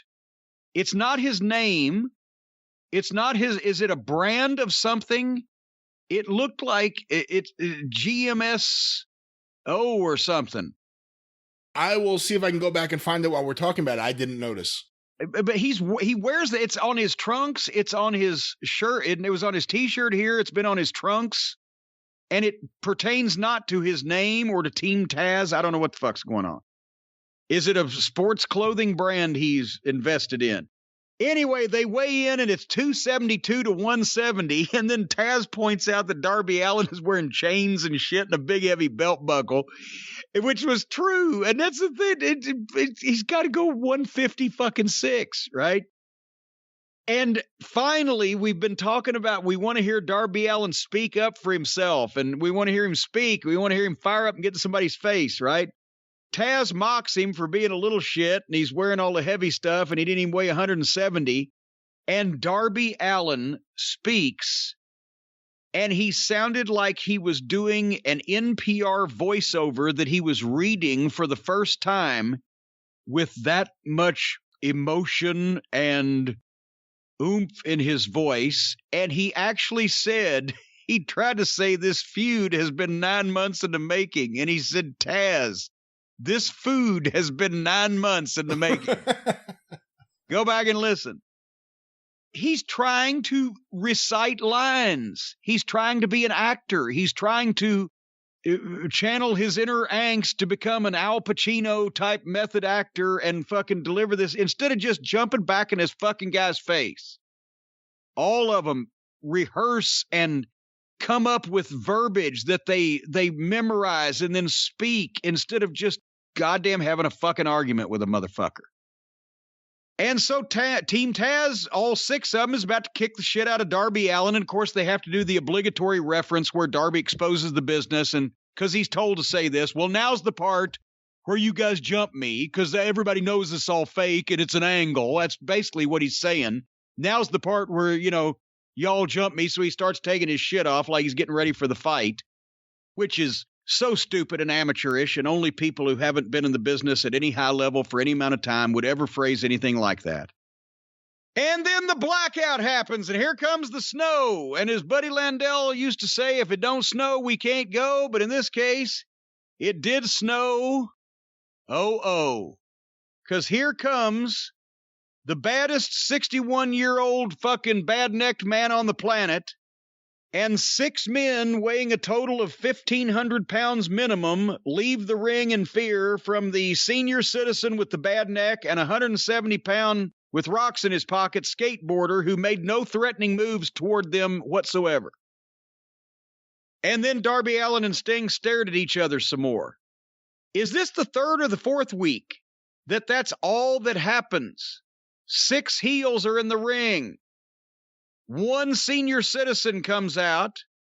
The 6 heels run. The senior citizen barely moves past a fucking crawl and stares at everybody.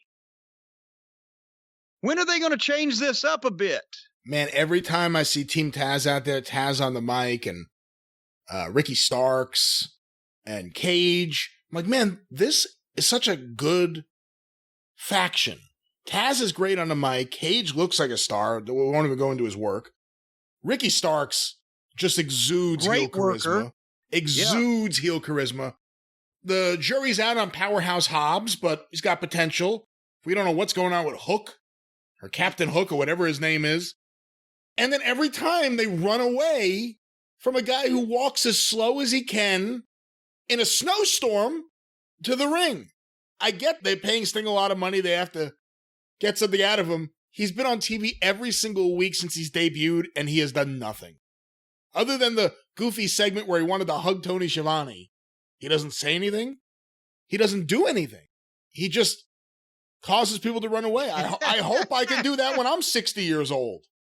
But I think it's a waste of Team Taz. And out of all the people there in AEW, I think Taz and Starks and Cage are really good together. And I think Taz has been one of the highlights on the microphone in the whole business. And they always start off really good, and then they always run away like cowards. And I get it, heels are supposed to be cowards, but not like this. No, not when like it's this. 6 against 1 or 6 against 2. And somebody's going to say, well, Sting had a baseball bat. Yeah, well, Brian Cage, 275 fucking pounds, so is Powerhouse Hobbs. Taz was the human suplex machine. Fucking Starks is a grown adult pro wrestler. Anyway. Yeah, Hobbs and Cage get Sting, and the other 3 go after Darby. There you go. That's how you do it. But no, instead they run away. They ran away before he came out. As soon as the lights went out and they came back on and, it's the blue tint in the snow, they're all leaving the ring. You see them leaving the ring. And the announcers keep saying, well, so-and-so, Darby saved Sting, and now Sting saved Darby. Nobody's saving anybody because nobody's in fucking trouble. How did they not know Sting's there? Why don't you just look up and see, is there fake snow in the rafters being ready to be dropped today? Does Sting just walk out and say, cut the lights? It's Sting I would time. think you need to watch the Weather Channel to determine whether or not Sting, is there a 40% chance of Sting tonight overnight? I thought it only snowed in a hotel in Jacksonville. I didn't realize it did. All right, moving on. And the low light of the program, FTR, formerly the greatest fucking tag team in the world, and Tully Blanchard, one of the legendary heels, confront Dwarf Dongsucker and his friend Dino Douche and Jungle Boy. And next week, we are going to be treated to a match with Dwarf Dongsucker and Jungle Boy against FTR. Seriously. These poor guys left the WWE to prove that they were the best tag team in the world, which they are. And now they're working with a genetic defect on national television. This is a good way to ensure that no WWE talent ever again leaves that company to come onto this fucking amateur hour program at fear of the health of their own career unless they have no other choice and Vince McMahon is literally kicking them out the fucking door. Would you ever make that move after seeing what's happened to them? Yes, but let me clarify. What? I would make that move if I wanted some creative freedom and I wanted to be able to work in a good environment. Let me finish. How are they having creative freedom when they're working with a goddamn freak midget? Let me finish. A piece of trailer park trash that looks like a small child little girl. Let me finish. Not that I disagree with that. But it's a better working environment. WWE is an awful place to work. It's a place that just beats you down and destroys your morale every single day. So they have that going for them. They're an AEW. A lot of guys there have a good time working with their friends and doing this and that. I have to wonder if this is almost like if when Vince gets someone and he's like, okay, we got him. Now we have to humble them. They're working with Marco Stunt. Marco Stunt, who doesn't back down from anyone. He's in everyone's face like he's going to do anything.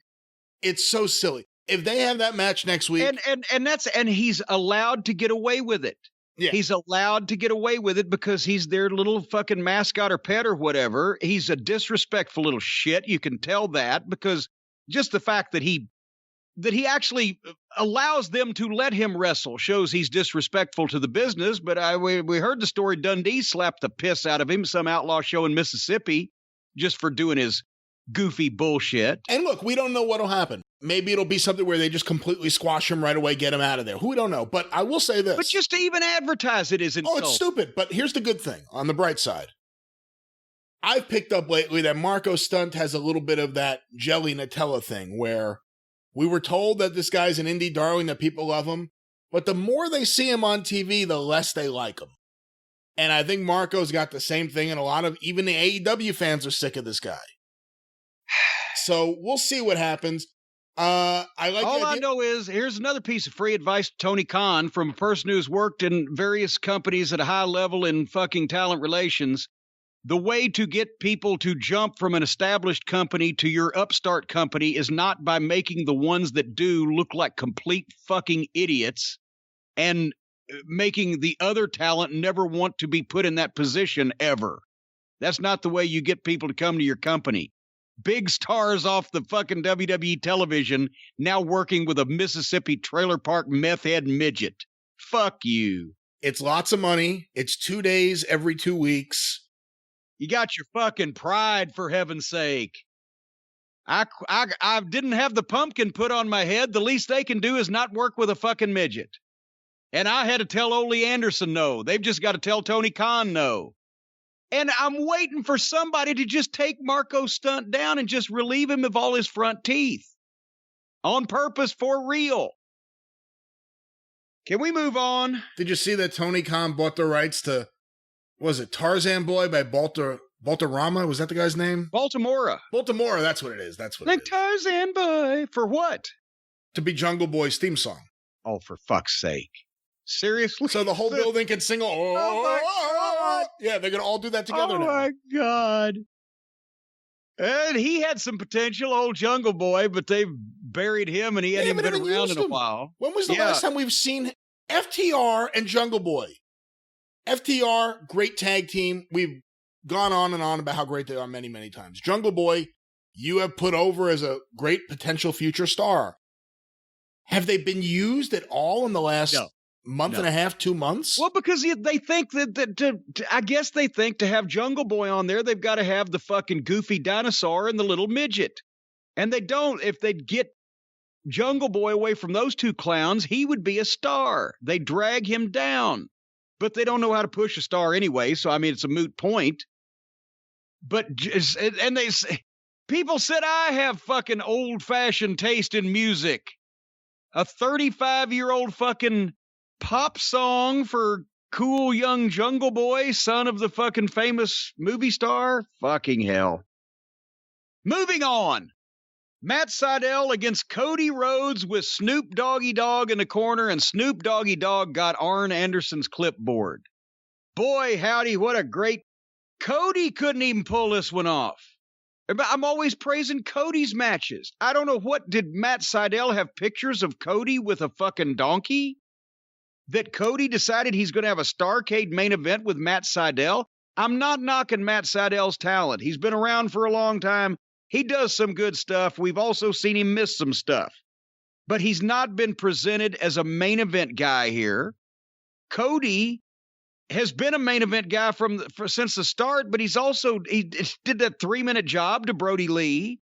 He doesn't need to be going out and having these long, ridiculously competitive matches with guys that have been presented as middle card talents. And I mean, seconds into this match, Sydal hit that crazy double knee thing off the top rope onto Cody on the ramp. Looks like it kills both of them. They were up 5 seconds later and fine. And just doing everything in the world. Cody accidentally hit the masked job guy in the front row. What's his name? Fucking Serpentico. Whatever the fuck. Cornholio. Now let's call him Cornholio. Cody accidentally hits Cornholio in the front row and Uncle Fester gets mad, and then they go back to the match. The match was getting old when they went to a break. They come back. Listen to this. In just the second half of this match, Cody hits a reverse superplex off the top rope, drops Sydal face first in the middle of the ring, 2 count. Sydal goes up, does a shooting star press off the top onto Cody. Cody brings his knees up, boom, hits him and DDTs him, 2 count. Sydal flips and spins into a submission hold, and both bump over the top rope to the floor. And I'm right, when did Sydal become Brock Lesnar? Cody hits the big flying kick, 2 count. Then they go through multiple cheerleading routines where at one point Cody actually did the hup hup and boosted fucking Sydal up onto his shoulders for a shoulder ride like the fucking Chinese acrobats of Taiwan do on the fucking Ed Sullivan show, if you're a kid in the 60s. Then Sydal hit another big sumpin', 2 count, and they're all just jumping back up and trading advantage. Cody knows better than this. And nobody's selling anything, and finally Cody hits 2 crossroads. He hits him with a crossroads, but then without going for a cover, he gets mad, picks him up, and gives him another one. So we never know whether 1 would have been enough, but 1 should have been enough. So Cody needs a hand grenade, apparently, to beat a main event guy because it was everything he could do to beat Matt Sydal, 6 inches shorter, 20 pounds lighter, and presented as a middle card guy at best. Then here comes Uncle Fester and Cousin It. Cornholio and what's his goddamn name? Larry the Cable Guy, Luther. Dr. Luther. Dr. Luther. He's a proctologist. He started at the bottom and stayed there. Dr. Luther and Cornholio jump in and jump on Cody. And did you see Fester bending over to hit Cody was laying on the ground, and Fester can't get off of his feet or he can't get back up. So he was bending over, hitting him like he was taking a shit in the woods. He couldn't do stomps. I was watching the way he was stomping. He couldn't even do that. Well, he's an outlaw, crippled up, over 50, middle-aged fat fuck, leeching a check, I should say, off of a mark because he's friends with people that have a job. That's how everybody works here. He was questionably an independent name for 2 or 3 years, 25 years ago in Japan. Nobody else has ever heard of this fucking guy. He got a job because he's from Winnipeg, and he knows Jericho and Olivier and Callis.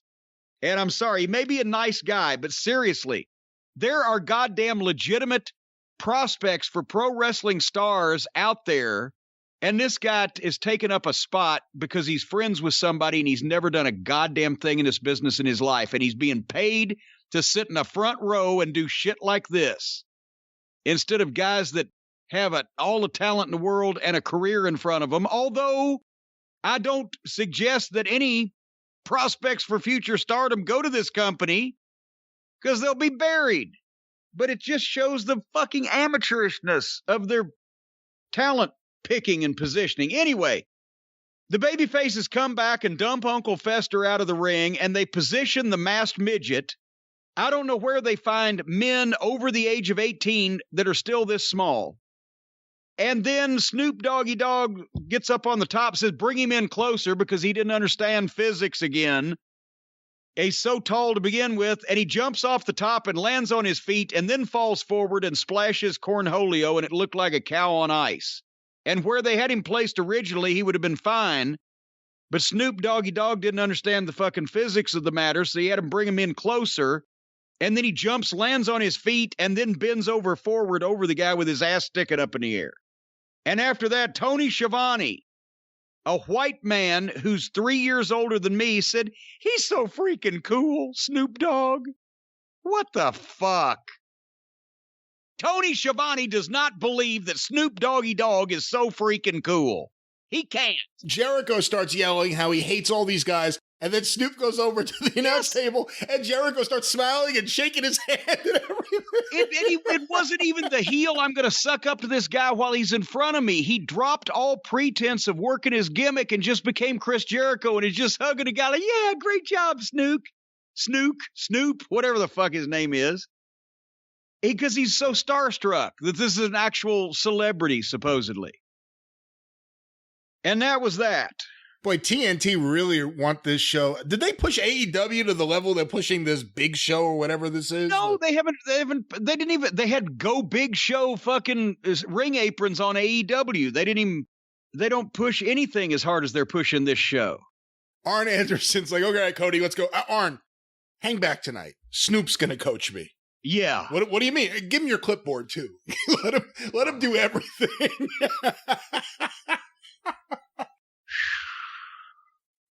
So name a Snoop Dogg song. Oh, Snoop Dogg's great. I'm not going to let you put down Snoop Dogg. Well, I don't know that I've ever heard one. Gin and Juice. You know Dr. Dre's The Chronic. Are you out of your fucking mind? The Chronic, one of the great albums of all time. Is it rap? Yeah, it's rap. It was Snoop Dogg's debut. I've tuned it out then. I've heard it and tuned it out because it all sounds exactly the same. Loud fucking nonsense music with somebody fucking saying some shit.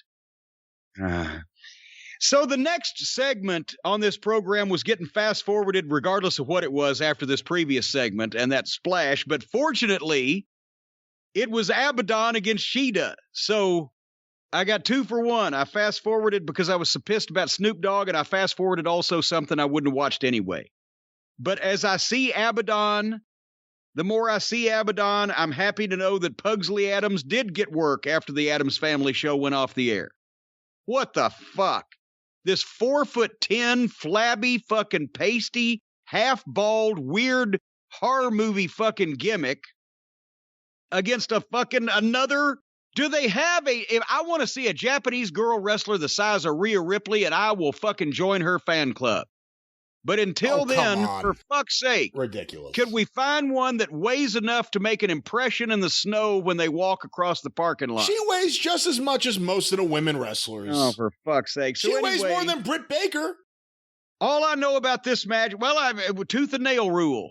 All I know about this match is that at some point, Abaddon vampired Shida and she was bleeding from the neck. And if I'd have been watching it, I would have fast forwarded from that point. She pulled her under the ring and supposedly bites her on the neck, and she comes out with blood coming out of her mouth, and Shida comes out holding her neck and like she's bitten her carotid artery. Fuck you. I wouldn't believe it if guys were doing it that looked like they might, and I've seen some guys. I've managed a few guys in fights that would bite your carotid artery out. We've only seen the women do it. Only the women. Shayna Baszler last year.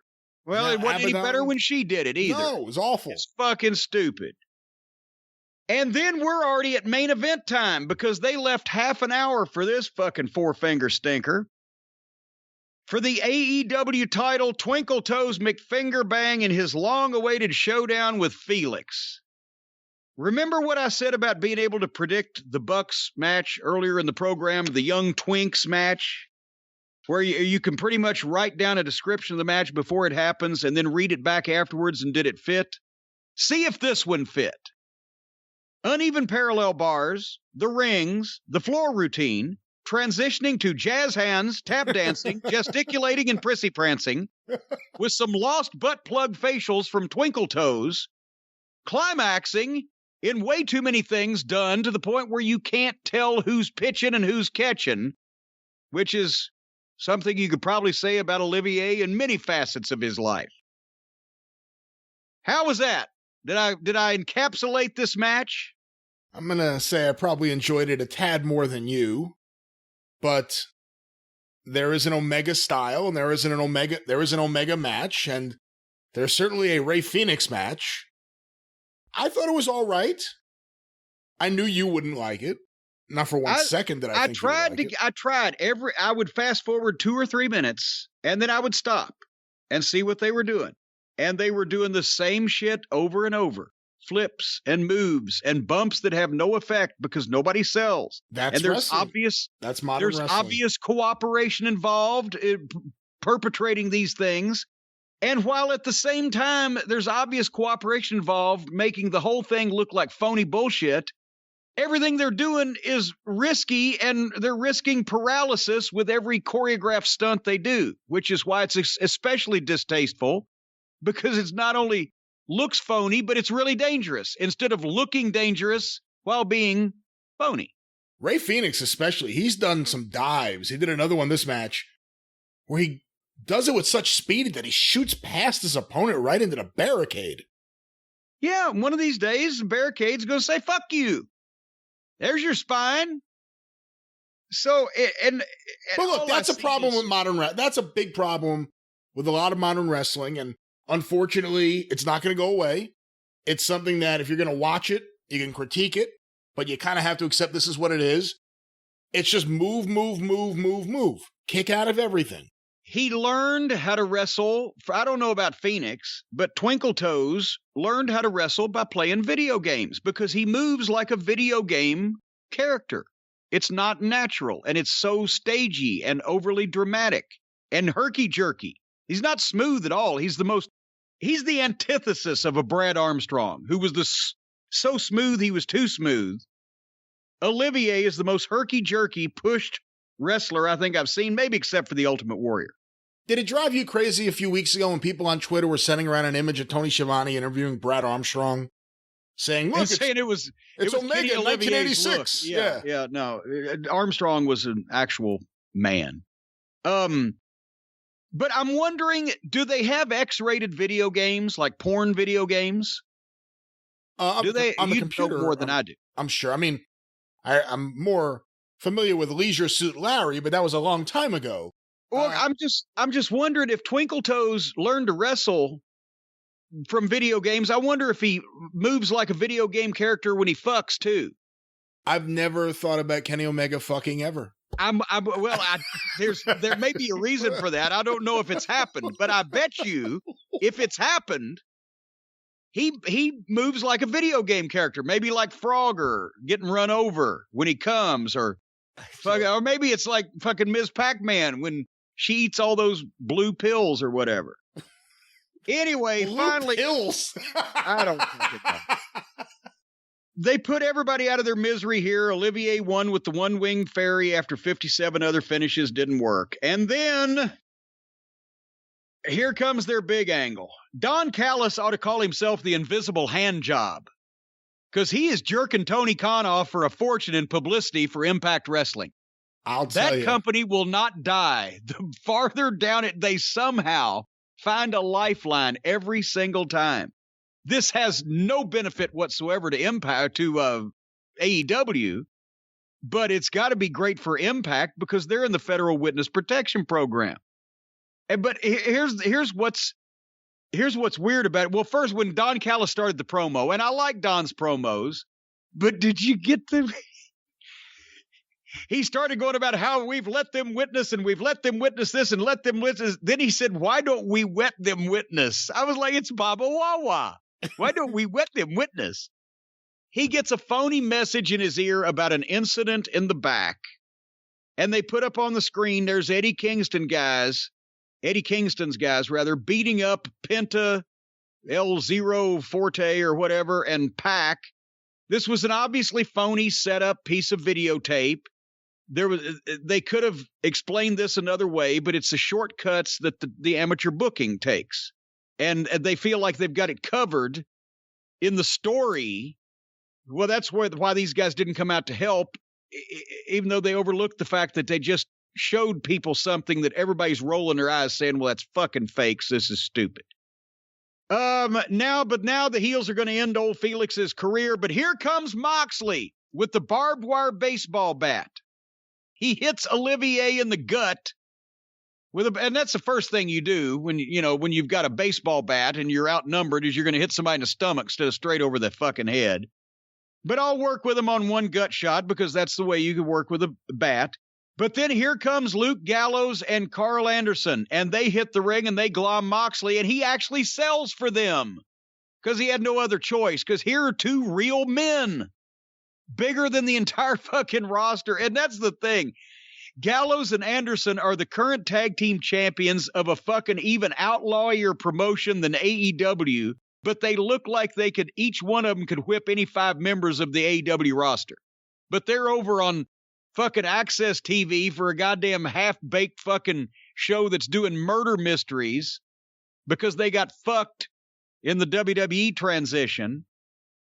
And now they're on national television in this country on TNT and are outshining the fucking middle school twink tag team champions of this company. So people sitting back that might not have seen Impact say, well, okay, the champions of AEW are the Young Bucks. I'm bigger than they are. My teenage son is bigger than they are. But look at those two fucking hosses. They're the champions of this other company. Callis is a genius. Anyway, the heat is continuing as they're beating on Moxley and they're beating on fucking who else did they have? And Felix is out there. Nobody comes to help. Referees, security, wrestlers, nobody to stop this invading army from another promotion. The one time where heels and baby faces for a company could band together, but nobody's coming out to help because Olivier has got to hit Moxley with 6 right in a row, 6 fake looking bat shots with barbed wire wrapped around it. Olivier got a little cut on his arm. Moxley is unscathed from 6 shots with a bat wrapped in barbed wire because they all looked fake because Olivier can't work with gimmicks.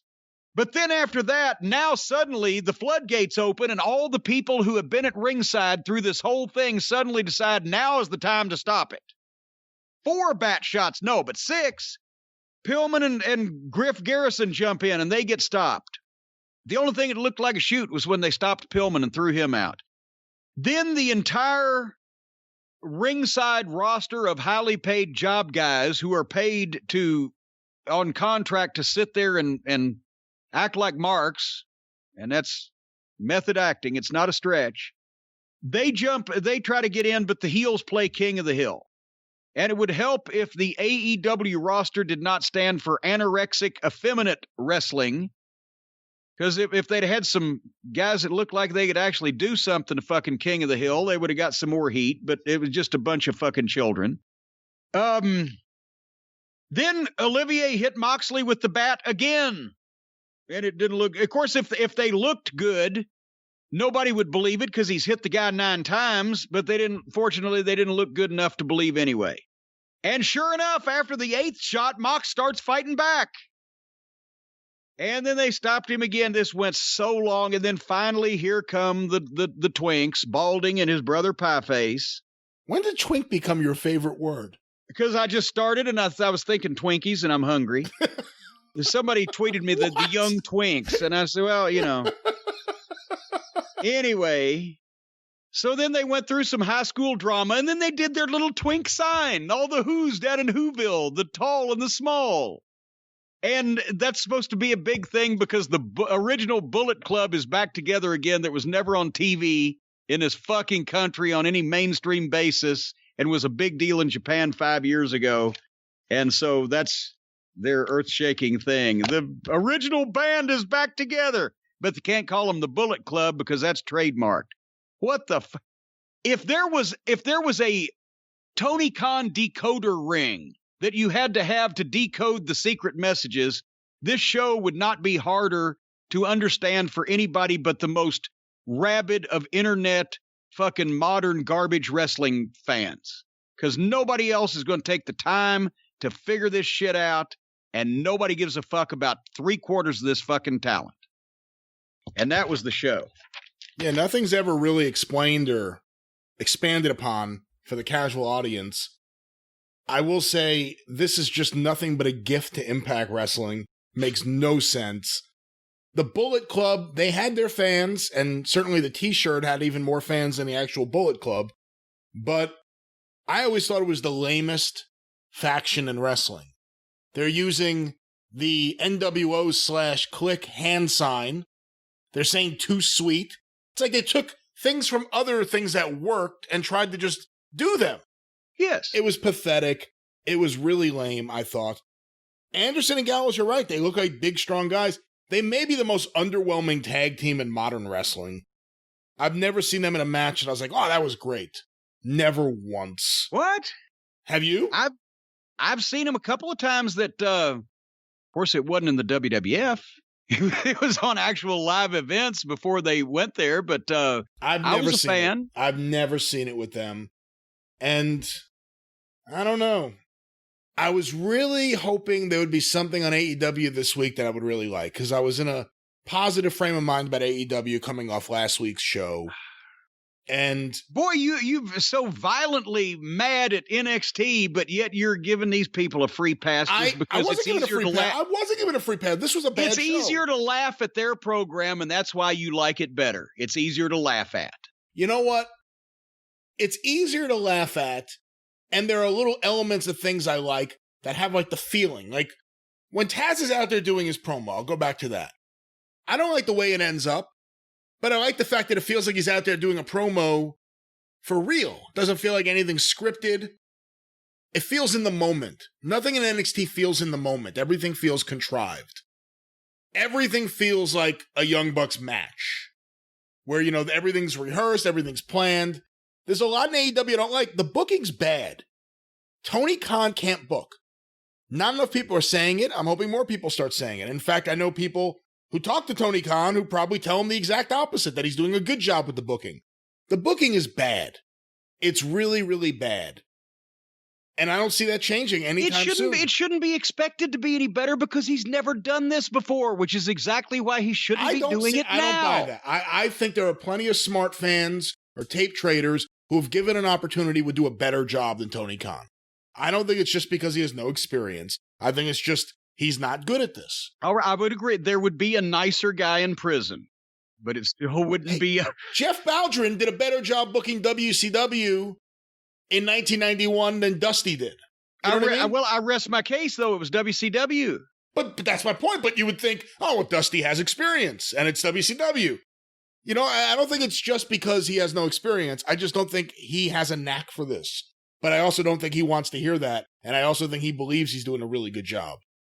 But And unfortunately, he's been hornswoggled into hiring a bunch of talent that is, they're going to tell him he's doing good regardless, but they don't know the difference. The guys on the roster, Jim Ross does. Tony Schiavone doesn't know. Tony Schiavone spent 7 years around wrestling in the 80s and then was away from it for fucking... Or 7 years in the 80s with Crockett, and then did a TV show for WCW and has been away from it for 20 years. He's just happy to get a paycheck, and there's been a real revisionist history. I'm not saying that Tony is money hungry or in needing of money. He's happy to be involved because he didn't live his life around wrestling, and he doesn't give it. He's tickled now by what it's become as what he's looking at because he doesn't give a shit. He doesn't give a shit. Because you're paying him. I understand. I completely understand. And there's this revisionist history that Schiavone was like one of the great announcers. He was awful on Nitro for the entire run of Nitro. Tony Schiavone's peak. To be fair, it was Nitro. He was good for Crockett. He was not. He was good for Crockett. He was good until about 1991, maybe 92. And then after Jim Ross left WCW and he became the lead announcer, he went downhill quick. He was pretty unbearable, and he was really not good on Nitro. It's a revisionist history now that he was like the voice of WCW, and he was great. Nope, he was not. That's completely not true. I lived through it. I remember it. I watched it every week. The original point was that nobody on this roster practically knows that the booking sucks and can tell him why, except for JR, who's obviously trying with some of the boys. There are people, no, I disagree again. There are people who are working there who know the booking sucks. Well, what are you going to do about it? Hold on. I wasn't. Then you have to go to all of the legends who are sitting around when they are seen, mute and wandering corners. Jake Roberts, Arn Anderson, fucking Tully, Taz. I've seen Jake on the creative team. He was good for Jake. But Jake don't need to be booking shit from scratch for other people, even if he did care. But the veterans are the only ones who know, and possibly some of them think, well, this is the way it's supposed to be, so I can't say anything or they'll think I'm old, which is another way of saying, well, I just won't tell anybody the truth. So I don't know. I don't care. But none of the active wrestlers, Cody, I thought he had the fucking picture, and he just had the goddamn main event of Starrcade 86 with a fucking job guy. So what the fuck do I know?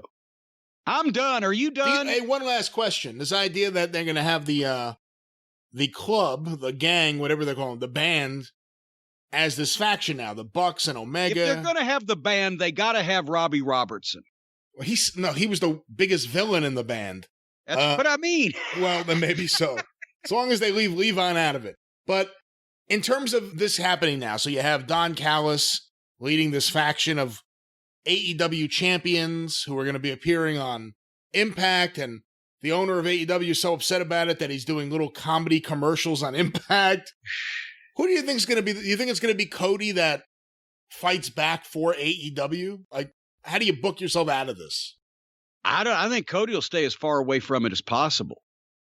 Because why does he want to have this company that he and his friends have started be co-opted and taken over by some outlaw group in Canada just because the fucking owner of the company is too inexperienced to realize when he's being played, and Callis and Olivier have a silver tongue, or one of them has a silver tongue. So what is Cody doing?